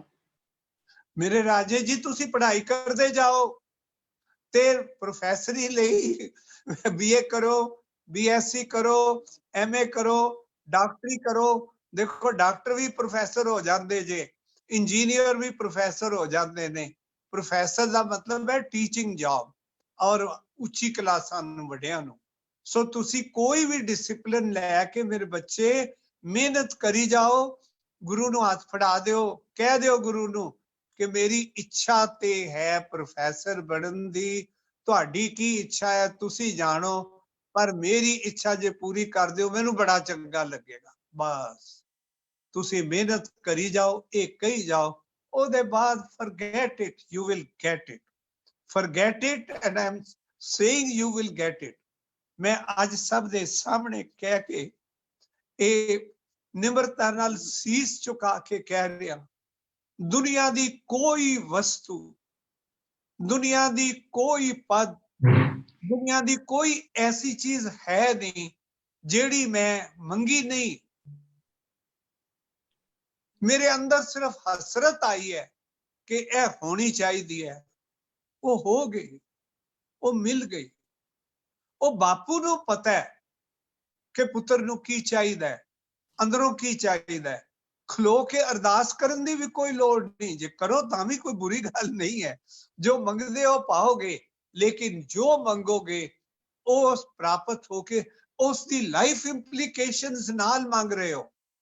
ਇਉਂ ਨਾ ਸੋਚਣਾ, ਕਹੋ ਕਿ ਮੈਂ ਤਾਂ ਜੀ ਪ੍ਰਾਈਮ ਮਿਨਿਸਟਰ ਬਣ ਜਾਵਾਂ, ਤੇ ਫਿਰ ਕਹੋ ਜੀ ਪ੍ਰਾਈਮ ਮਿਨਿਸਟਰ ਬਣ ਗਏ ਤੇ ਫਿਰ ਮੈਨੂੰ ਤਾਂ ਧੱਕੇ ਪੈ ਰਹੇ ਨੇ, ਉਹੀ ਹੋਣਗੇ ਨਾਲ। ਕੈਬਨਿਟ ਸੈਕਟਰੀ ਹੋ ਗਿਆ ਵਾ, government of India the secretary ਹੋ ਗਿਆ, ਚੀਫ ਮਿਨਿਸਟਰ ਦਾ ਸੈਕਟਰੀ। ਇਹਨਾਂ ਸਾਰਿਆਂ ਨੂੰ ਮੈਂ ਜਾਣਦਾ, ਮੈਂ ਤਾਂ ਕਹਿ ਰਿਹਾ, ਮੇਰੇ ਤੋਂ ਪੜ੍ਹੇ ਹੋਏ ਜੀ। ਇਹਨਾਂ ਸਾਰਿਆਂ ਨੂੰ ਮੈਂ ਜਾਣਦਾ ਕਿ ਇਹਨਾਂ ਦਾ ਅੰਦਰ ਜੀਵਨ। ਹੁਣੇ ਇੱਕ ਮੁੰਡੇ ਨੇ ਕਿਹਾ ਜੀ IAS ਮੈਂ ਬਣ ਜਾ। ਮੈਂ ਕਿਹਾ ਜ਼ਰੂਰ ਬਣੋ। ਕਹਿੰਦੇ ਬੜੀ ਵਧੀਆ ਨੌਕਰੀ ਹੈ। ਮੈਂ ਕਿਹਾ ਇਸ ਤੋਂ ਭੈੜੀ ਨੌਕਰੀ ਹੋਰ ਹੈ ਨਹੀਂ, ਪਰ ਜੇ ਤੇਰਾ ਜੀ ਹੈ ਤਾਂ ਕਿਉਂ ਨਾ ਲੈ। ਲੋਕੀ ਇਸ ਦੁੱਖ ਭੋਗ ਰਹੇ, ਤੂੰ ਵੀ ਭੋਗ। ਇੱਕ ਮੇਰਾ ਸਟੂਡੈਂਟ ਆਲ ਇੰਡੀਆ ਦੇ ਵਿੱਚ ਸੈਕਿੰਡ ਆ ਗਿਆ, ਮੈਂ ਉਦੋਂ ਤਿਆਰੀ ਕਰਵਾਉਂਦਾ ਸਾਂ, ਤੇ ਅਸੀਂ ਦੋਨੋਂ, ਮੈਂ ਤੇ ਮੇਰੀ ਪਤਨੀ, ਉਹਨੂੰ ਕਹੀਏ ਚਲੋ ਠੀਕ ਹੈ। ਸਾਡੇ ਵਾਸਤੇ ਇਤਨਾ ਐਫੋਰੀਆ ਨਹੀਂ ਸੀ। ਫਿਰ ਬਾਅਦ ਦੇ ਵਿੱਚ ਕੁਝ ਘਟਨਾਵਾਂ ਘਟੀਆਂ, ਅੱਗੇ ਪਿੱਛੇ ਹੋਈਆਂ, ਤੇ ਉਹ ਕਹਿੰਦਾ ਤੁਸੀਂ ਮੈਨੂੰ ਕਹਿੰਦੇ ਸੀ ਕਿ ਨੌਕਰੀ ਭੈੜੀ ਜਿਹੀ ਹੈ। ਕਹਿੰਦੇ ਭੈੜਾ ਜਿਹਾ ਤਾਂ ਬਹੁਤ ਛੋਟਾ ਲਫ਼ਜ਼ ਹੈ, ਇਸ ਤੋਂ ਕੋੜੀ ਤੇ ਕੁੱਤੀ ਚੀਜ਼ ਕੋਈ ਹੋਰ ਹੈ ਹੀ ਨਹੀਂ। ਹੁਣ ਇਹ ਆਊਟਕਮ ਜਿਹੜੀ ਹੈ ਇਹ ਤੁਹਾਡੇ ਅੰਦਰ ਦੀ ਹੈ, ਇਹ ਸਿਚੁਏਸ਼ਨ ਦੀ ਨਹੀਂ ਹੈ। ਅਸੀਂ ਸਿਚੁਏਸ਼ਨ ਤੇ ਕੁਰਸੀ ਮੰਗਦੇ ਰਹਿ ਜਾਂਦੇ ਹਾਂ। ਬਾਬਾ ਕਹਿੰਦਾ ਤੂੰ ਅੰਦਰੋਂ ਮੰਗ, ਸਿਚੁਏਸ਼ਨ ਮੈਂ ਆਪੇ ਦੇ ਦਿਆਂਗਾ। ਕੀ ਤੈਨੂੰ ਚਾਹੀਦਾ? He knows better and he would give us something much better than what we deserve. I have got everything first class. ਬੱਚਿਆਂ ਤੋਂ ਲੈ ਕੇ ਸਹੁਰਿਆਂ ਤੱਕ, ਪੇਕਿਆਂ ਤੱਕ, ਅੱਗੇ ਤੱਕ, ਗੁਆਂਢੀਆਂ ਤੱਕ, ਹਾਲੇ ਤੱਕ ਮੈਨੂੰ ਇੱਕ ਵੀ ਨਹੀਂ ਵਿਅਕਤੀ ਲੱਗਿਆ ਜਿਹੜਾ ਚੰਗਾ ਨਾ ਹੋਏ। ਰੱਬ ਨੇ ਚੁਣ ਚੁਣ ਕੇ ਭੇਜੇ। ਟੈਗੋਰ ਨੇ ਲਿਖਿਆ, I don't choose the best. The best chooses me. The best is he, the supreme. ਉਹਨੇ ਮੈਨੂੰ ਚੂਜ਼ ਕਰ ਲਿਆ, ਉਹਨੇ ਮੈਨੂੰ ਆਪਣਾ ਬਣਾ ਲਿਆ। That's all that is about. ਸੋ ਇਸ ਲਈ ਜੇ ਇੱਕ ਵਾਰ ਕਿਧਰੇ ਅਸੀਂ ਜਾ ਰਹੇ ਸੀ ਗੱਡੀ ਤੇ ਮੇਰੀ ਪਤਨੀ ਕੋਲ ਬੈਠੀ ਹੈ, ਮੈਂ ਉਹਦੇ ਸਾਹਮਣੇ ਦੱਸ ਰਿਹਾ, ਉਹ ਬੱਚੇ ਨੂੰ ਦਾਖਲ ਕਰਾਉਣਾ ਸੀ ਕਿਧਰੇ, ਤੇ ਇਹ ਕਹੇ ਕਿ ਸਿਫਾਰਿਸ਼ ਕਰ ਦਿਓ, ਐਡੇ ਅਫਸਰ ਤੁਹਾਨੂੰ ਜਾਣਦੇ। ਮੈਂ ਕਿਹਾ ਚੁੱਪ ਰਿਹਾ, ਮੈਂ ਕਿਹਾ ਨਹੀਂ ਕਰਨੀ। ਕਹਿੰਦੇ ਸਵਾਏ ਗੁਰੂ ਨਾਨਕ ਦੇ ਤੁਹਾਡਾ ਕੁਝ ਹੋਰ ਹੈ ਵੀ ਸਹੀ ਦੁਨੀਆ ਦੇ ਵਿੱਚ। ਮੈਂ ਬਾਹ ਫੜ ਲਈ, ਮੈਂ ਸੀਰੀਅਸ ਹੋ ਗਿਆ। मैं क्या जिस दा गुरु नानक हो गया ਉਹਨੂੰ ਕਿਸੇ ਹੋਰ ਦੀ ਕੁਝ ਲੈਣ ਦੀ ਲੋੜ ਹੈ? ਸੱਚੀ ਦੱਸ। I have never felt any। ਬੜੇ ਵੱਡੇ ਐਕਟਰ ਨੇ ਨਾ, ਤੁਸੀਂ ਤਾਂ ਸੁਣਿਆ ਹੋਇਆ ਨਸੀਰੁੱਦੀਨ ਸ਼ਾਹ। ਮੇਰੇ ਕਿਸੇ ਕਲੀਗ ਦੇ ਘਰ ਉਹਨਾਂ ਦਾ ਡਿਨਰ ਸੀ ਤੇ ਉਹਨਾਂ ਮੈਨੂੰ ਉਚੇਚੇ ਰੂਪ ਵਿੱਚ ਨਾਲ ਬੁਲਾਇਆ ਰੋਟੀ ਖਾਣ ਲਈ, ਕੋਲ ਬੈਠੇ ਰਹੇ। ਜਦੋਂ ਚਲੇ ਗਏ ਕਹਿੰਦੇ आपने उससे क्या बात की? मैं क्या जी मैं तो की थी नहीं, मैं तो गल भी नहीं की थी। कहते क्यों? मैं क्या मैं जरूरत नहीं समझी। वडे वडे जो दिसै लोग तिनको व्यापै चिंता रो। कौन वडा? प्रश्न है आगे, कौन वडा? माया वड्याई नहीं। पढ़ो सारा शब्द।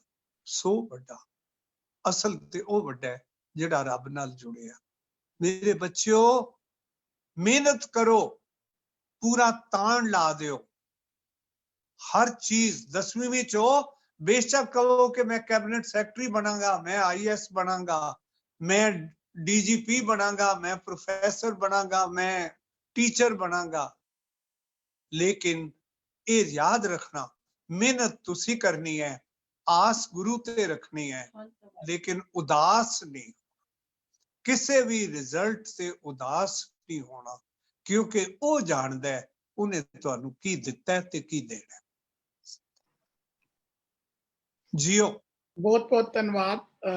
बड़ा तुसी बेहतरीन आंसर दिता है एवले प्रश्न। नहीं पता जी, मैनू तो जो आवड़िया मैं कही जावांगा।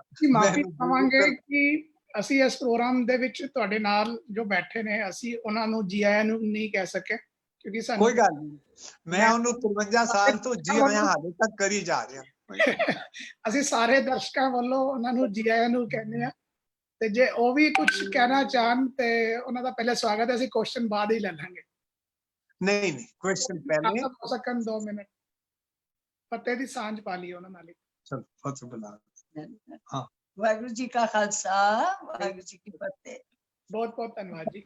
ਅਗਲਾ ਪ੍ਰਸ਼ਨ ਬੱਚੇ ਦਾ ਆ ਰਿਹਾ ਹੈ ਜੀ। ਉਹ ਕਹਿੰਦਾ ਕਿ ਮੇਰੇ ਇੰਟਰਸਟ ਵੀ ਬਹੁਤ ਸਾਰੇ ਨੇ, ਮੇਰੀ ਹੌਬੀਜ਼ ਵੀ ਬਹੁਤ ਸਾਰੀਆਂ ਨੇ, ਮੈਨੂੰ ਸਬਜੈਕਟ ਵੀ ਸਾਰੇ ਚੰਗੇ ਲੱਗਦੇ ਨੇ, ਕੋਈ ਐਦਾਂ ਨਹੀਂ ਕਿ ਇਹ ਜ਼ਿਆਦਾ ਚੰਗਾ ਲੱਗਦਾ ਤੇ ਉਹ ਘੱਟ ਚੰਗਾ ਲੱਗਦਾ। ਮੈਂ ਆਪਣੇ ਪੈਸ਼ਨ ਨੂੰ ਸਿਲੈਕਟ ਕਿਵੇਂ ਕਰਾਂ ਕਿ ਮੈਨੂੰ ਇਸ ਫੀਲਡ ਵਿੱਚ ਹੀ ਜਾਣਾ ਚਾਹੀਦਾ? ਮੈਨੂੰ ਸਾਰੀ ਚੀਜ਼ਾਂ ਚੰਗੀਆਂ ਲੱਗਦੀਆਂ ਨੇ। शाबाश, बहुत अच्छे मेरे बच्चे। मेरे को बहुते आके वो करते सन, मैं उन्होंने पेट आंसर देता रहा। मैं 10 साल IAS अफसर तैयार भी करता रहा ते ऑल इंडिया रेशो दे हिसाब नाल मैक्सिमम नंबर असि 10-15 सिलेक्ट करते सन ते 3-4 आ जाते सन।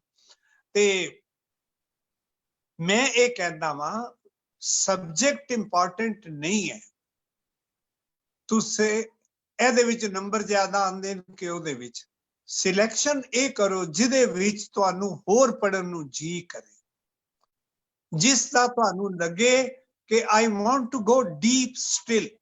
ਇਹਦੀ ਹੋਰ ਪੁਸਤਕ ਇਸ ਤੋਂ ਹੋਰ ਇਹ ਵਿੱਚ ਕੀ ਹੋ ਸਕਦਾ ਹੈ? ਚਾਹੇ ਉਹ ਸਾਈਕੋਲੋਜੀ ਹੈ ਤੇ ਚਾਹੇ ਉਹ ਬੋਟਨੀ ਤੇ ਜ਼ੂਓਲੋਜੀ ਹੈ, ਚਾਹੇ ਉਹ ਅਸੀਂ ਉਹਨੂੰ ਕਹਿੰਦੇ ਹੁੰਦੇ ਸਾਂ ਪੈਥੋਲੋਜੀ ਹੈ, ਆਰਕੀਓਲੋਜੀ ਹੈ, ਕੁਝ ਵੀ ਹੈ। ਸਬਜੈਕਟ ਉਹ ਲਵੋ ਜਿਹਦੇ ਵਿੱਚ ਸਿਲੈਕਟ ਕਰੋ, ਜਿਹਦੇ ਵਿੱਚ ਪੜ੍ਹ ਕੇ ਤੁਹਾਨੂੰ ਸਵਾਦ ਆਏ, ਜੀ ਕਰੇ। ਅਸੀਂ ਬਹੁਤੇ ਮਾਪੇ ਵੀ ਜ਼ਿੰਮੇਵਾਰ ਆ, ਅਸੀਂ ਚਾਹੁੰਦੇ ਆ ਇਹ ਸਬਜੈਕਟ ਵਧੀਆ ਹੈ, ਇਹ ਕੈਰੀਅਰ ਵਧੀਆ ਹੈ, ਜੇ ਤੂੰ ਡਾਕਟਰ ਬਣ ਜਾਏ ਤਾਂ ਕਮਾਲ ਹੋ ਜਾਣੀ ਹੈ, ਤੇ ਜੇ ਤੂੰ ਇੰਜੀਨੀਅਰ ਬਣ ਜਾਏ ਤੇ IIT ਚ ਦਾਖਲਾ ਹੋ ਜਾਏ ਤਾਂ ਹੋਰ ਵੀ ਕਮਾਲ ਹੈ, ਏਮਸ ਦਾ ਡਾਕਟਰ ਹੋ ਜਾਏ ਤਾਂ ਹੋਰ ਵੀ ਕਮਾਲ ਹੈ। मैं इन्हां सारियां नूं IIT वालियां नूं भी एम्स वालियां नूं भी IAS ਲਈ ਪੜ੍ਹਾਉਣ ਲਈ ਇਹ ਮੇਰੇ ਸ਼ਾਗਿਰਦ ਵੀ ਰਹੇ ਨੇ, ਤੇ ਇਹ ਵੀ ਉਸੇ ਤਰ੍ਹਾਂ ਦੁਖੀ ਰਹੇ ਜਿਵੇਂ ਕੈਬਨਿਟ ਸੈਕਟਰੀ ਤੇ ਜਿਵੇਂ ਡਾਇਰੈਕਟਰ ਅਕੈਡਮੀ ਤੇ ਜਿਵੇਂ DGP ਦੁਖੀ ਹੁੰਦੇ ਨੇ। ਐਸਾ ਕੋਈ ਨਹੀਂ ਦੇਖਿਆ। ਇੱਕ DGP ਨੇ ਮੈਨੂੰ ਕਿਹਾ ਸੀ ਕਿ ਮੇਰਾ ਜੀ ਕਰਦਾ ਮੈਂ ਵਰਦੀ ਲਾ ਕੇ ਤੇ ਇੰਜ ਸੁੱਟ ਦਿਆਂ, ਕਿਉਂਕਿ ਟਕੇ ਟਕੇ ਦੇ ਬੰਦਿਆਂ ਦੇ ਸਾਹਮਣੇ ਮੈਨੂੰ ਸਿਰ ਝੁਕਾਉਣਾ ਪੈਂਦਾ, ਕਹਿਣਾ ਪੈਂਦਾ ਵੀ ਇਹ ਨਹੀਂ ਪਰਿਵਾਰ ਪਿੱਛੇ ਅੰਦਰ। ਮੈਂ ਕਿਹਾ ਜੀ ਪਰਿਵਾਰ ਨੂੰ ਛੱਡ ਦਿਓ, ਹੁਣ DGP ਨਾ ਛੱਡੋ, ਪਰਿਵਾਰ ਦਾ ਫਿਕਰ ਛੱਡ ਦਿਓ, ਸਾਰਾ ਕੁਝ ਠੀਕ ਹੋ ਜਾਏਗਾ। सो मेरी बेनती है बच्चों, जेड़ा भी सब्जेक्ट चंगा लगदा है, क्योंकि सिविल सर्विसेज दे एग्जामिनेशन वास्ते सब्जेक्ट दी चॉइस बहुत वड्डी है। तो जेड़ा मर्जी लै लो, कोई गल नहीं। असी एनिमल हसबेंडरी करके, फॉरेस्ट्री करके, ते मेडिकल साइंस करके, ते मैथमेटिक्स करके, ते पंजाबी करके, ते संस्कृत पढ़ के, ये सारियां नू IAS बनदे वेख्या। इवन So- BA क्लास सो कोई बहुती नहीं गल, रेयर केसेस विच बिना MA कीते वाले भी रेयर केसेस वो भी आ जाते। सो मेहनत, खुशी, अपनी बाह गुरु दे हाथ, दैट्स ऑल। इस तो ऊपर कुछ नहीं, इस तो ज्यादा कुछ नहीं। बहुत बहुत धन्यवाद जी। अगला प्रश्न साढ़े सामने एक आ रहा है कि अजोके समय ਦੇ ਅੰਦਰ ਬਹੁਤ ਸਾਰੀਆਂ ਡਿਸਟਰੈਕਸ਼ਨਸ ਹੈਗੀਆਂ ਨੇ, ਤੇ ਕੀ ਸਾਡੀਆਂ ਸਾਨੂੰ ਆਪਣੀ ਅਪਰੋਚ ਨੂੰ ਕੁਝ ਚੇਂਜ ਕਰਨਾ ਚਾਹੀਦਾ ਹੈ ਸਕਸੈਸ ਹਾਸਲ ਕਰਨ ਵਾਸਤੇ? सक्सेस हासिल करन लई डिस्ट्रैक्शन जेड़ी है वो एक डिफिकल्टी है। ऐसी कोई भी नहीं रस्ता जिस रस्ते दी सक्सेस विच औकड़ा नहीं आउणी। There is no simple running pathway कि तुसी सिंपल कख नहीं करना ते तुसी उत्थे पहुंच जाओगे। औख आउणगे, सौख भी आउणगे, खुशी भी आएगी। सो बेफिक्र हो जाओ इन्हां गल्लां चों, ते केवल अपनी मेहनत, लियाकत ते गुरु दी शरण ते गुरु दा प्यार प्राप्त करन दा यतन करो। सिख बन जाओ, सारा कुछ मिल जाएगा। गुरु ने सारा कुछ सिखां लई दिता सी। असी बिना सिख बने गुरु कोलों बहुत कुछ मनते हैं। ते गुरु कहता सी कि सिर लो धन सब ही इन्हीं को, वो सारा कुछ ही इन्हां ले है। It success is too small a thing. It's a too trivial a thing. I'm really sorry. I'm एक बड़ी निगूणी जही चीज होते मैनू आज बोल रहा। सक्सेस कोई बड़ी चीज नहीं। विआह करना सक्सेस, बच्चे होना सक्सेस, नौकरी लेना सक्सेस, मकान बनाना सक्सेस नहीं। चंगा जीवन ऐसा होए कि हर हाल दे विच तू कमाल हो, तेरे अंदर भी कमाल होए, ते ओ कमालस कमाल मेरा निरंकार तेरे नाल होए। You don't need anything else. Even success रोंद के निकल जाओ। I don't need success. I don't seek success. I seek Guru. I seek effort. I seek satisfaction. I seek कि मैं खुशी फैला सकां, सारियां नू दे सकां, अपने बच्चियां नू, पत्नी नू, मां बाप नू, परिवार नू, गुआंढियां नू। जिथे जावां उथे मेरे गुरु दी खुशबू नाल जाए, मेरी नहीं। मैं एक देश छड़िया ते एक बंदे ने इंट्रोड्यूस कराया किसी नू, कहंदे mister Singh he is a true Christian. कोल खड़ा सी मेरा एक मुसलमान, तो कहता no he is a true मुसलमान। मैं कहा मैं ते हाले सिख भी नहीं बनया, जदों मैं पूरा सिख बन जावांगा पता नहीं सतगुरु की शहनशाही दे देगा। सो मैनू केवल ते केवल स्पिरिचुअलिटी, निरंकार दा आसरा, ओदा प्यार चाहिदा है। बाकी ते परछावे ने उन्हां पिछे आना ही है। सो सब्जेक्ट दी भी परवाह ना कर। मैनू बहुती बार जे कोई पूछे ना, मेरे कोल बैठे ने मेरे प्यारे पत्नी जी, ए बनावा के ओ बनावा, ए करा ते ओ करा। मैं कहना जो बना दो सारा कोई ठीक नहीं, तुसी दसो मैं कहना आकड़ बक्कड़ बब्बा भो करो, जिथे आंदा वही बना दो तां भी ठीक है। वो सतगुरु एवें तुहानूं दे ही जा रहा है। ही हैज ऑलरेडी तुहाडी किस्मत उन्हें तुहानूं, ये ते विशा नहीं है, उन्हें तुहाडी किस्मत तुहानूं बना के भेजी हुई है। तुसीं ਜਿਹੜੀਆਂ ਟਕਰਾਂ ਮਾਰ ਰਹੇ ਹੋ ਉਹਦਾ ਦਿੱਤਾ ਹੋਇਆ ਗਿਫਟ ਲੈ ਰਹੇ ਹੋ। ਇਹ ਟਕਰਾਂ ਵੀ ਉਹਦਾ ਗਿਫਟ ਹੈ। ਤੁਸੀਂ ਸੋਚਦੇ ਹੋ ਮੈਂ ਬੜੀਆਂ ਟਕਰਾਂ ਮਾਰੀਆਂ ਤਾਂ ਮੈਨੂੰ ਸਕਸੈਸ ਮਿਲੀ ਹੈ। ਸਕਸੈਸ ਉਹਦੀ ਕਿਰਪਾ ਹੈ, ਜਿਵੇਂ ਸਭ ਕੁਝ ਉਹਦੀ ਕਿਰਪਾ ਹੈ। ਜੀਓ ਜੀ ਬਹੁਤ ਬਹੁਤ ਧੰਨਵਾਦ। ਇੱਕ ਪ੍ਰਸ਼ਨ ਹੋਰ ਆ ਰਿਹਾ ਹੈ ਕਿ ਜੇ ਸਭ ਕੁਝ ਉਹਦੀ ਮਿਹਰ ਹੈ ਤੇ ਫਿਰ ਅਸੀਂ ਮਿਹਨਤ ਕਿਉਂ ਕਰੀਏ? ਇਸ ਲਈ ਕਰੋ ਕਿ ਮਿਹਨਤ ਕਰਨਾ ਉਹਨੇ ਮੇਰੇ ਭਾਗਾਂ ਦੇ ਨਾਲ ਲਿਖਿਆ ਹੈ। ਜੋ ਲਿਆਕਤ ਦਿੱਤੀ ਹੈ ਉਹਨੂੰ ਵਰਤੋ, ਜੋ ਹੱਥ ਦਿੱਤੇ ਉਹਨੂੰ ਵਰਤੋ, ਜੋ ਦਿਮਾਗ ਦਿੱਤਾ ਹੈ ਉਹ ਵਰਤੋ।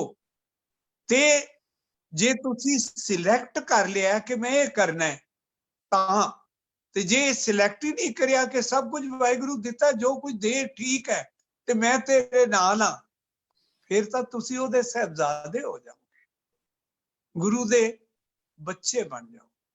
ਇਹ ਵੀ ਕਰਕੇ ਦੇਖ ਲਓ। ਅਸੀਂ ਤੇ ਅਵੋਇਡ ਕਰਨ ਲਈ ਕਹਿੰਦੇ ਆ ਨਾ।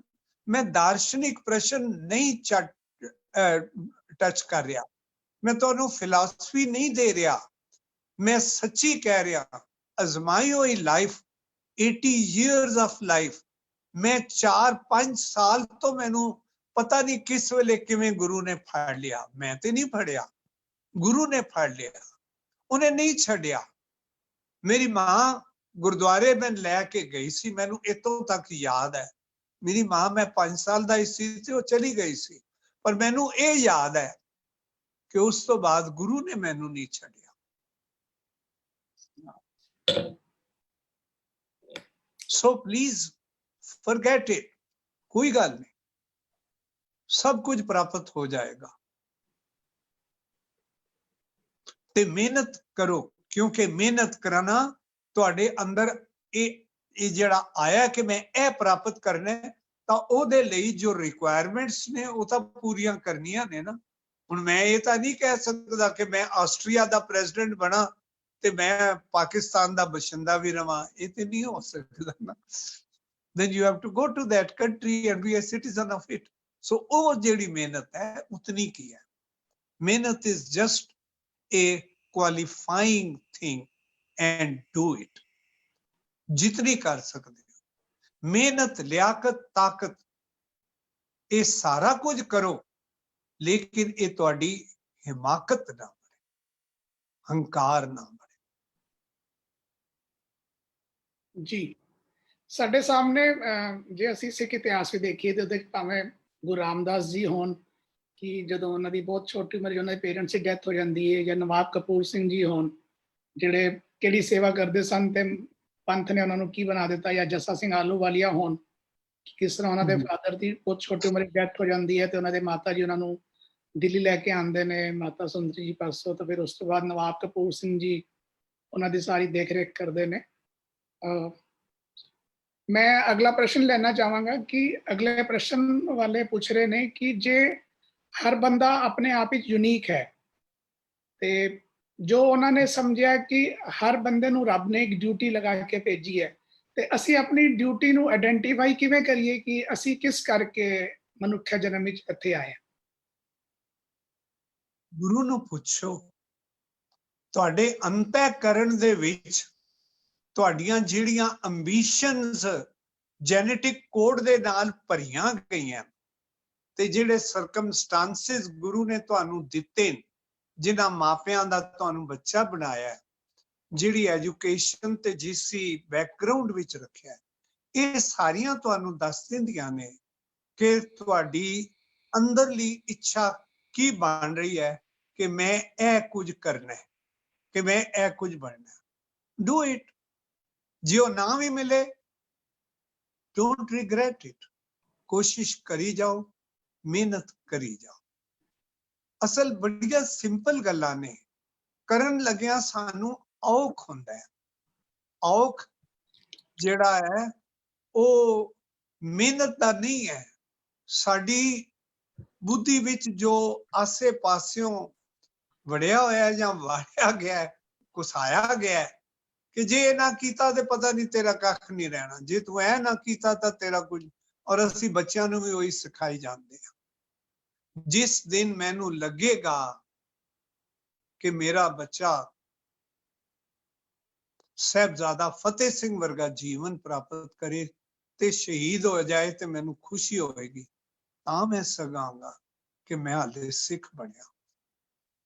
ਅਸੀਂ ਤੇ ਕਹਿੰਦੇ ਆ ਸ਼ਹੀਦ ਕੋਈ ਹੋਰ ਹੋ ਜਾਣ, ਮੇਰਾ ਪੁੱਤਰ ਸ਼ਹਿਨशाह ਬਣ ਜਾਏ। ਔਖੀਆਂ ਜੀਆਂ ਗੱਲਾਂ ਨੇ, ਕਰਨੀਆਂ ਗੱਲਾਂ ਨੇ। Ask yourself. ਤੇ ਪ੍ਰਸ਼ਨ ਜੇ ਇਹ ਹੈ ਕਿ ਆਇਡੈਂਟੀਫਾਈ ਕਿਵੇਂ ਕਰੀਏ, ਤਾਂ ਆਪਣੇ ਅੰਤःਕਰਨ ਨੂੰ ਪੁੱਛੋ ਕਿ ਮੇਰਾ ਅੰਤःਕਰਨ, ਮੇਰਾ ਅੰਦਰਲਾ ਕੀ ਕਹਿੰਦਾ, ਮੈਂ ਇਹ ਬਣਾ ਤੇ ਮੈਨੂੰ ਬੜੀ ਖੁਸ਼ੀ ਹੋਵੇਗੀ। Take it, you are destined for it, for this path. ਚਰਨੀ ਤੁਸੀਂ ਚੱਲ ਪਵੋ। ਮੰਜ਼ਿਲ ਮੇਰਾ ਨਿਰੰਕਾਰ ਦੇਗਾ। ਮੰਜ਼ਿਲ ਕਿਧਰੋਂ ਕਿਧਰ ਦੇਗਾ, ਉਹ ਪੁਆਟੜੀਆਂ ਦੇਗਾ, ਢਾਹੇਗਾ। ਪਰ ਤੁਸੀਂ ਅਰਦਾਸ ਵੀ ਕਰਨਾ ਕਿ ਪਾਤਸ਼ਾਹ ਮੇਰੀ ਬਾਹ ਨਾ ਛੱਡਣਾ, ਬਸ ਮੈਨੂੰ ਆਪਣੇ ਨਾਲ ਰੱਖਣਾ। That's all. ਇਹ ਇੱਛਾ ਜਦੋਂ ਬਣ ਗਈ ਕਿ ਮੈਂ ਗੁਰੂ ਦੇ ਨਾਲ ਰਹਿਣਾ, ਸਭ ਕੁਝ ਹੋ ਗਿਆ, ਸਭ ਕੁਝ ਪਤਾ ਚੱਲਦਾ ਹੈ। ਮੈਨੂੰ ਤੇ ਅੱਜ ਵੀ ਸਾਰੇ ਆਨਸਰ ਸਿਰਫ ਗੁਰੂ ਗ੍ਰੰਥ ਸਾਹਿਬ ਚੋਂ ਮਿਲਦੇ ਨੇ। ਸਾਰੀ ਵਿਜ਼ਡਮ ਸਿਰਫ ਗੁਰੂ ਗ੍ਰੰਥ ਸਾਹਿਬ ਵਿੱਚੋਂ ਮਿਲਦੀ ਹੈ। ਪ੍ਰੈਕਟੀਕਲ ਮੈਂ ਗੱਲ ਕਰ ਰਿਹਾ। ਕਿਸੇ ਨੇ ਮੈਨੂੰ ਕਿਹਾ ਜਦੋਂ ਘਰ ਦੇ ਵਿੱਚ ਬੜਾ ਕਲੇਸ਼ ਹੋਏ ਤੇ ਕੀ ਕਰਦੇ ਹੋ? ਮੈਂ ਕਿਹਾ ਜੀ ਮੈਂ ਗੁਰੂ ਗ੍ਰੰਥ ਸਾਹਿਬ ਜੀ ਦੇ ਕਮਰੇ ਵਿੱਚ ਜਾ ਕੇ ਬੈਠ ਕੇ ਪਾਠ ਸ਼ੁਰੂ ਕਰ ਦੇਣਾ, ਮੈਂ ਤੇ ਅਰਦਾਸ ਵੀ ਨਹੀਂ ਕਰਦਾ, ਸਾਰਾ ਕੁਝ ਠੀਕ ਹੋ ਜਾਂਦਾ। ਕਹਿੰਦੇ ਸਾਰੇ ਪ੍ਰੋਬਲਮ? ਮੈਂ ਕਿਹਾ ਹਾਂ। ਜਦੋਂ ਫਰਜ਼ ਕਰੋ ਮੇਰੀ ਬੱਚਾ ਮੈਨੂੰ ਕਵੇ ਜਾਂ ਮੇਰੀ ਪਤਨੀ ਮੈਨੂੰ ਕਵੇ ਜਾਂ ਮੇਰਾ ਗੁਆਂਢੀ ਮੈਨੂੰ ਕੋਈ ਜਾਂ ਮੇਰਾ ਕੁੜਮ ਮੈਨੂੰ ਕਹੇ ਦਫਾ ਹੋ ਜਾਓ, ਤੇ ਮੈਨੂੰ ਲੱਗੇ ਕਿ ਕਿਸੇ ਨੇ ਕੁਝ ਨਹੀਂ ਕਿਹਾ, ਉਹ ਕਹਿ ਰਹੇ ਜਾ ਗੁਰੂ ਕੋਲ ਜਾ, ਤੇ ਮੈਂ ਗੁਰੂ ਕੋਲ ਆ ਕੇ ਬੈਠ ਜਾਵਾਂ,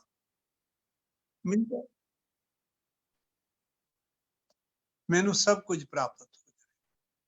ਸੋ ਮੈਂ ਖੁਸ਼ੀ ਹੋਵੇ ਤਾਂ ਸਤਿਗੁਰੂ ਕੋਲ, ਦੁਖੀ ਹੋਵਾਂ ਤਾਂ ਸਤਿਗੁਰੂ ਕੋਲ, ਕੋਈ ਲੜੇ ਤਾਂ ਉਹਨਾਂ ਦੇ ਕੋਲ। ਸਭ ਕੁਝ ਮੇਰਾ ਇੱਕ ਹੀ ਹੈ। ਤੇ ਜੇ ਹੈ ਹੀ ਉਹ ਇੱਕ ਹੀ ਹੈ, ਸਾਹਿਬ ਮੇਰਾ ਏਕੋ ਹੈ ਭਾਈ, ਏਕੋ ਹੈ, ਇੱਕੋ ਓੰਕਾਰ, ਹੋਰ ਕੁਝ ਨਹੀਂ। ਫਿਰ ਮੈਨੂੰ ਕਿਸੇ ਦੀ ਕੀ ਪਰਵਾਹ ਹੈ?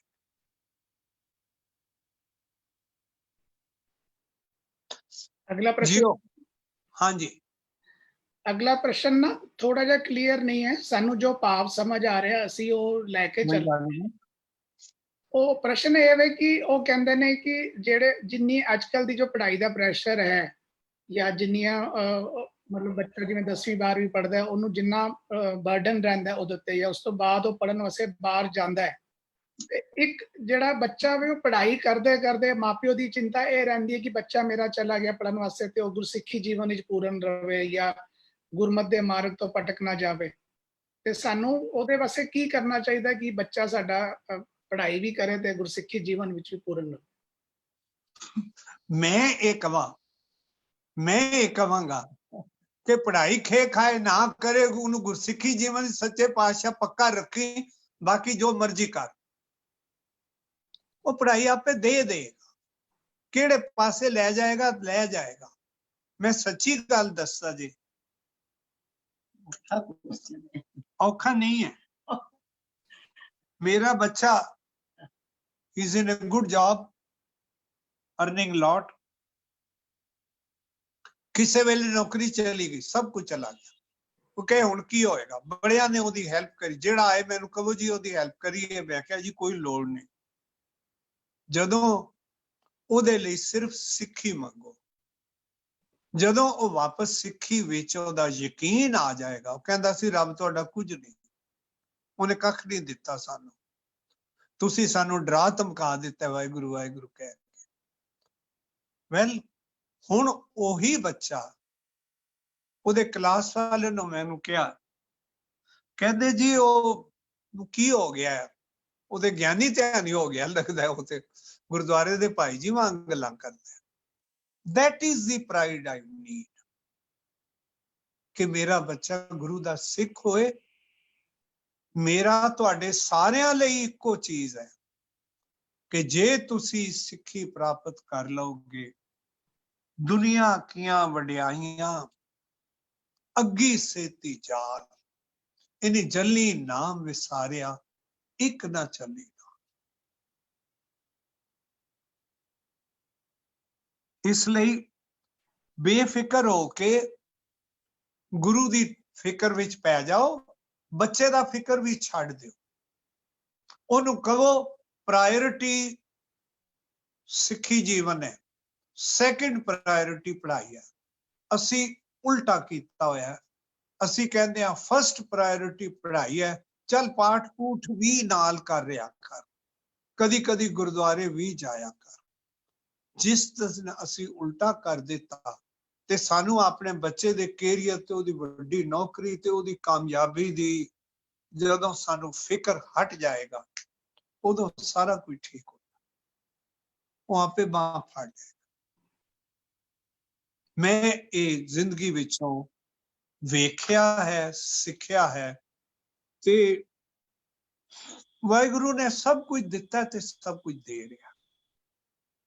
ਇਹਦੇ ਵਿੱਚ ਮੈਂ ਇੱਕ ਤੁਹਾਨੂੰ ਵਾਹਿਗੁਰੂ ਜੀ ਕਾ ਖਾਲਸਾ ਵਾਹਿਗੁਰੂ ਜੀ ਕੀ ਫਤਿਹ, ਮੈਂ ਇੱਕ ਸਿੱਖੀ ਦੀ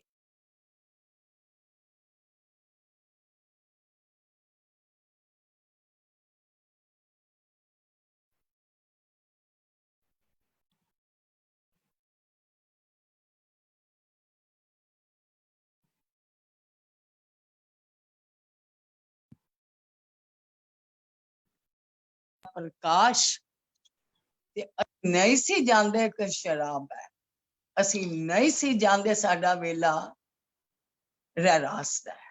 ਔਰ ਮੇਰੇ ਲਈ ਪ੍ਰੋਬਲਮਸ ਆਂਦੀਆਂ ਸਨ। ਸਰਦਾਰ ਸਾਹਿਬ ਨੇ ਦਾਰਾ ਪ੍ਰਕਾਸ਼ ਕਰ ਲਿਆ 84 ਵਿੱਚ, ਮੇਰੇ ਲਈ ਬਹੁਤ ਵੱਡੀ ਪ੍ਰੋਬਲਮ ਸੀ। ਹਰ ਇੱਕ ਮੈਨੂੰ ਕਹਿੰਦੇ ਮਿਸਿਸ ਸਿੰਘ ਇਹ ਕਿਆ ਹੈ ਆਪ, ਮੈਂ ਕਿਹਾ ਮੈਂ ਕੁਛ ਨਹੀਂ ਕਹਿ ਸਕਦੀ। ਉਹੀ ਲੋਕ ਜਿਹੜੇ ਮੈਨੂੰ ਹਰ ਵੇਲੇ ਕਹਿੰਦੇ ਸਨ ਸੋਏ ਹੋਏ ਆ ਜਾਤੇ हैं, ਉਹੀ ਮੈਨੂੰ ਕਹਿੰਦੇ ਸਨ ਕਿ we can't the see of Mr. Singh.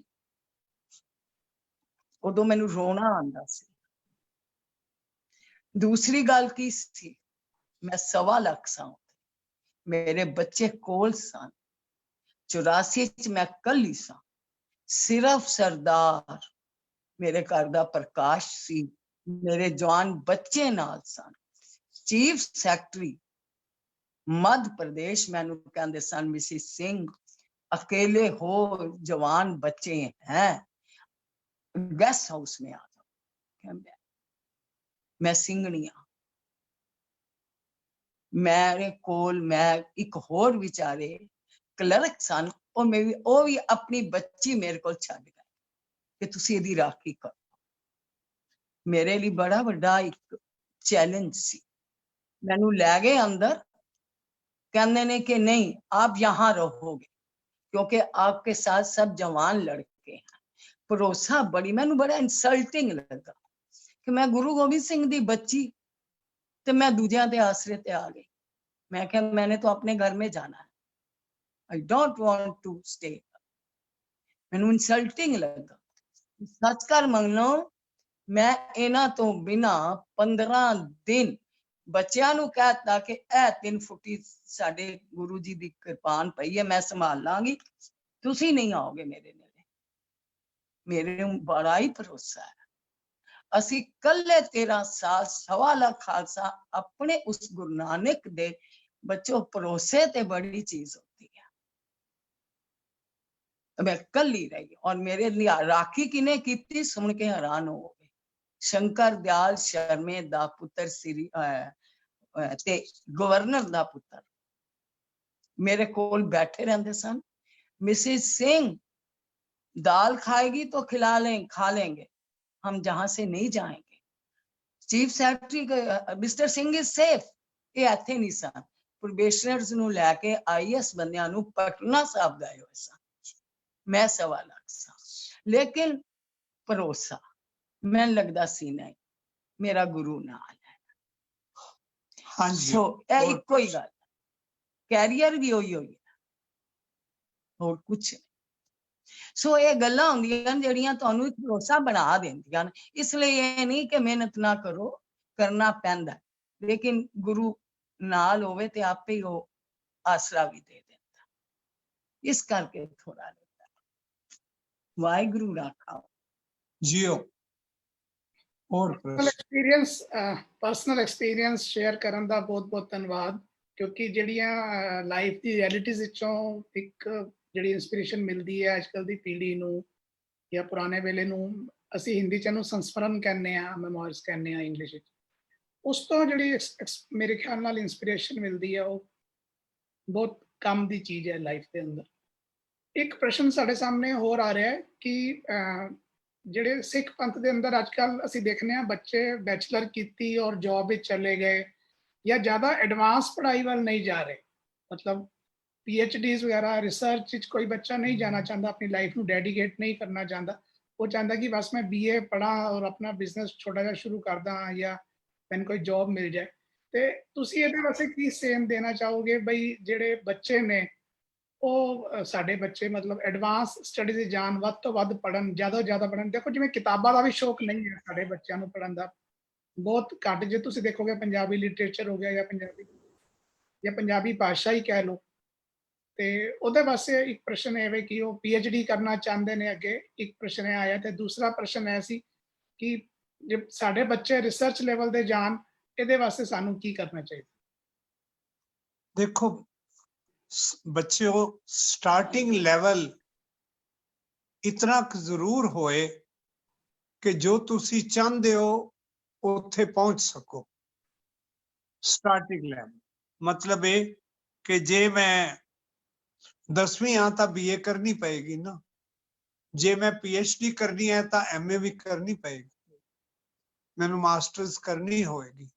ਸੋ ਇਹ ਲੋੜਾਂ ਪੂਰੀਆਂ ਕਰਕੇ ਤੇ ਇਹ ਨਾ ਸੋਚੋ ਕਿ ਇਹ ਜੌਬ ਚੰਗੀ ਹੁੰਦੀ ਹੈ ਤੇ ਇਹ ਨਹੀਂ ਹੁੰਦੀ। ਵੱਡਾ ਹੋਣਾ ਸਟੀਵ ਜੌਬਸ ਜਾਂ ਬਿਲ ਗੇਟਸ ਉਹ ਪੜ੍ਹਾਈ PhD ਕਰਕੇ ਨਹੀਂ ਸਨ। ਵੱਡੇ ਵੱਡੇ ਸਿਪਾਹ ਸਾਲਾਰ ਪੜ੍ਹਾਈ PhD ਕਰਕੇ ਨਹੀਂ ਹੋਏ। ਵੱਡੇ ਵੱਡੇ ਨਾਂ ਜਿਹੜੇ ਨੇ, ਬਾਕੀਆਂ ਨੂੰ ਛੱਡ ਦਿਓ, ਮੇਰੇ ਗੁਰੂ ਤੇ ਮੇਰੇ ਗੁਰੂ ਦੇ ਸਿੱਖ ਇਸ ਲਈ ਨਹੀਂ ਵੱਡੇ ਸਨ ਕਿ ਉਹਨਾਂ ਨੇ ਪੜ੍ਹਾਈਆਂ ਬੜੀਆਂ ਕੀਤੀਆਂ ਸਨ ਤੇ ਉਹ ਰਾਜ ਦਰਬਾਰੇ ਦੇ ਬਰਾਬਰ ਸਨ, ਉੱਤੇ ਆਪ ਰਾਜੇ ਬਣ ਗਏ। ਇਸ ਲਈ ਇਹ ਬੱਚਿਆਂ ਦੇ ਮਨ ਵਿੱਚ ਨਹੀਂ ਆਉਣਾ ਚਾਹੀਦਾ ਕਿ ਪੜ੍ਹਾਈ ਤੇ ਉੱਚੀ ਪੜ੍ਹਾਈ ਹੀ ਸਭ ਕੁਝ ਹੈ। ਲੇਕਿਨ ਜਿਉਂ-ਜਿਉਂ ਹਾਲਾਤ ਬਦਲ ਰਹੇ ਨੇ, ਮਿਨੀਮਮ ਪੜ੍ਹਾਈ ਦਾ ਲੈਵਲ ਵੀ ਉੱਚਾ ਹੁੰਦਾ ਜਾ ਰਿਹਾ।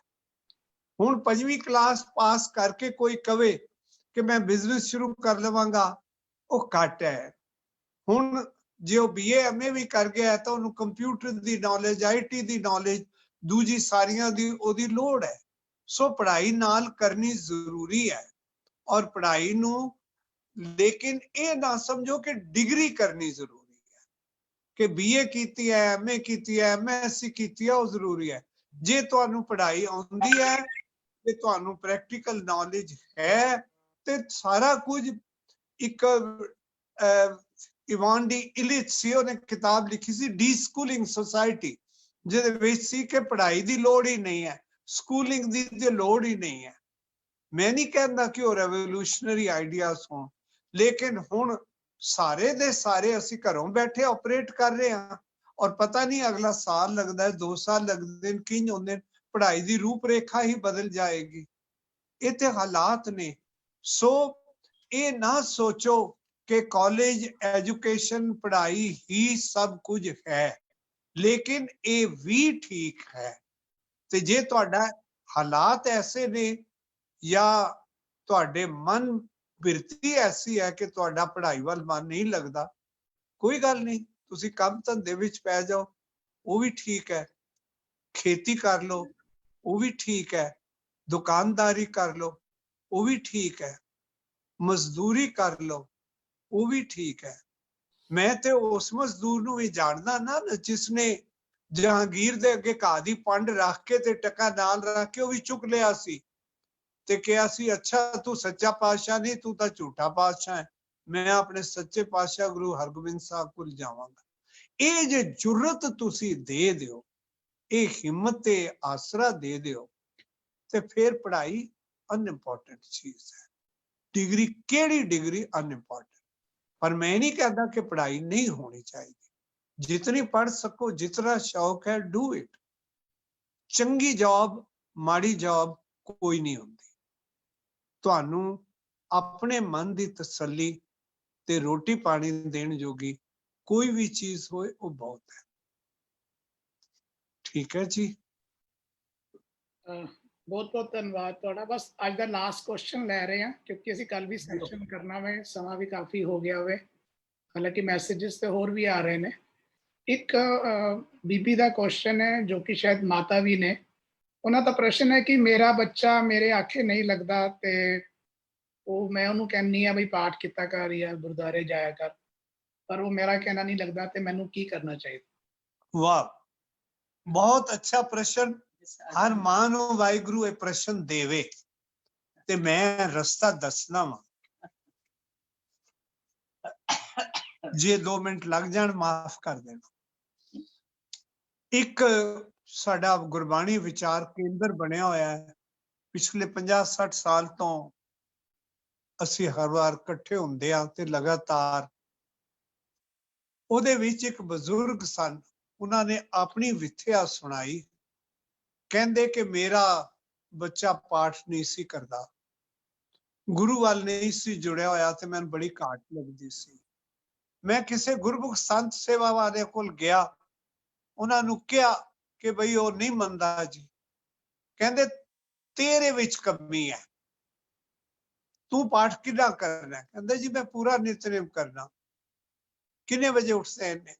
ਕਹਿੰਦੇ ਇਹਨੂੰ ਡਬਲ ਕਰ ਦੇ, ਵਾਹਿਗੁਰੂ ਤੇਰੀ ਬਰਕਤ ਪਾਏਗਾ। ਉਹ ਘੰਟੇ ਦੀ ਜਗ੍ਹਾ 2 ਘੰਟੇ ਪਾਠ ਕਰਨ ਲੱਗ ਗਿਆ। ਫਿਰ 6 ਮਹੀਨੇ ਬਾਅਦ ਗਿਆ, ਕਹਿੰਦੇ ਜੀ ਉਸੇ ਤਰ੍ਹਾਂ ਹੈ। ਕਹਿੰਦੇ ਕਿੰਨੇ ਕਰਦਾ ਹੈ? ਨਹੀਂ ਜੀ ਮੈਂ ਹੁਣ 4 ਘੰਟੇ 5 ਘੰਟੇ ਰੋਜ਼ ਪਾਠ ਕਰਦੇ ਆ। ਕਹਿੰਦੇ 10 ਘੰਟੇ ਸ਼ੁਰੂ ਕਰ ਦੇ। ਉਹਨੂੰ ਯਕੀਨ ਸੀ ਉਹਨਾਂ ਗੁਰਮੁਖਾਂ ਦੇ ਵਚਨ ਤੇ ਗੁਰੂ ਉੱਤੇ। ਫਿਰ ਉਹਨੇ ਸੋਚਿਆ ਇੱਕੋ ਇੱਕ ਮੇਰਾ ਮੁੰਡਾ ਹੈ, ਵੈਲੀ ਹੈ, ਰਾਤੀ 11 ਵਜੇ ਘਰ ਆਉਂਦਾ ਤੇ ਮੈਨੂੰ ਨਹੀਂ ਦੱਸਦਾ ਕਿੱਥੇ ਕਿੱਥੇ ਰਿਹਾ, ਤੇ ਮੈਂ ਹੁਣ ਕੀ ਕਰਾਂ? ਮੈਂ ਸਾਰੀ ਦੁਕਾਨਦਾਰੀ ਤੇ ਕੰਮ ਲੈ ਕੇ ਵੀ ਕੀ ਕਰਨਾ ਜੀ, ਇਹਨੂੰ ਨਹੀਂ ਦੇਣਾ। ਉਹਨੇ ਸਭ ਕੁਝ ਛੱਡ ਕੇ, ਨੌਕਰੀ ਛੱਡ ਕੇ, ਦੁਕਾਨਦਾਰੀ ਛੱਡ ਕੇ ਭਗਤੀ ਕਰਨ ਬੈਠ ਗਿਆ। ਇਹ ਸੱਚੀ ਗੱਲ ਦੱਸ ਰਿਹਾ ਮੈਂ।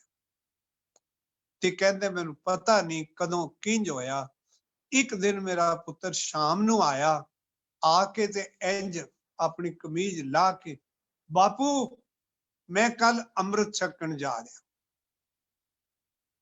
ਉਹ ਕਹਿੰਦੇ ਮੈਨੂੰ ਇਹ ਵੀ ਨਹੀਂ ਪਤਾ ਵੀ ਉਸਨੂੰ ਕਿੱਥੋਂ ਹੋਇਆ, ਕਿੰਜ ਹੋਇਆ, ਕਿਉਂ ਹੋਇਆ, ਲੇਕਿਨ ਉਹਨੇ ਅੰਮ੍ਰਿਤ ਛਕ ਕੇ ਉਹ ਬਣ ਗਿਆ ਜੋ ਮੈਂ ਉਹਨੂੰ ਚਾਹੁੰਦਾ ਸੀ।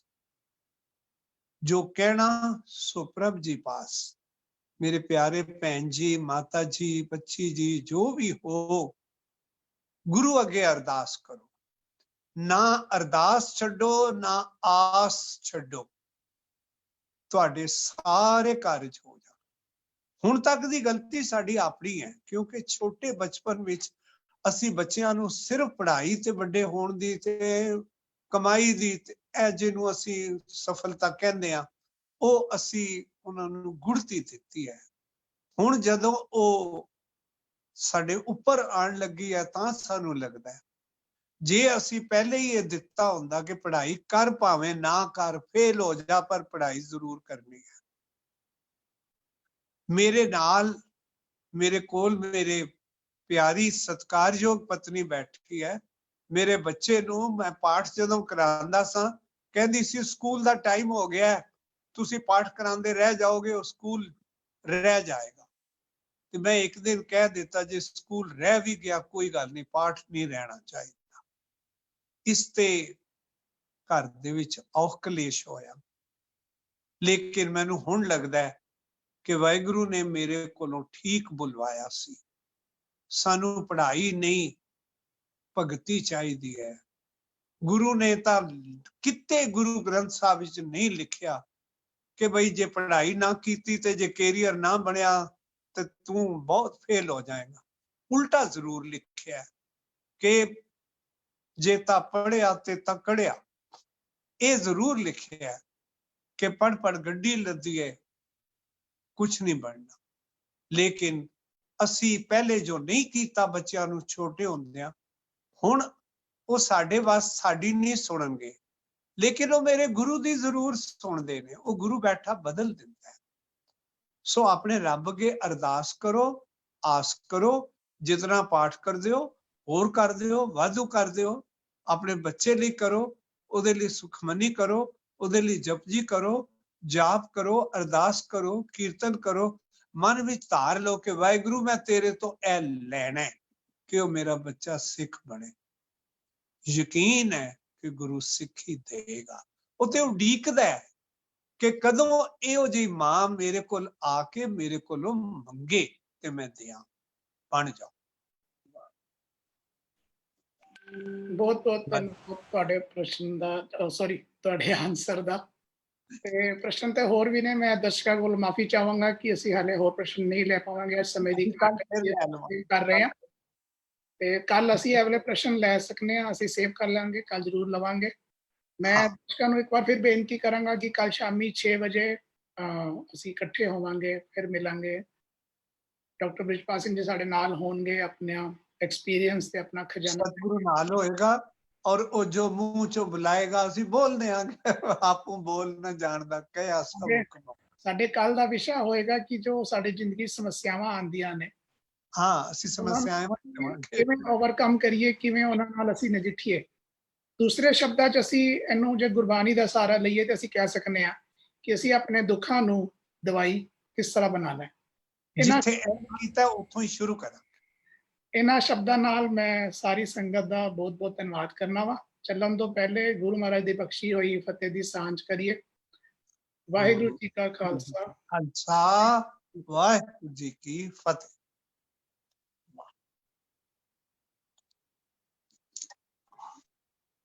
ਹੋ ਗਿਆ।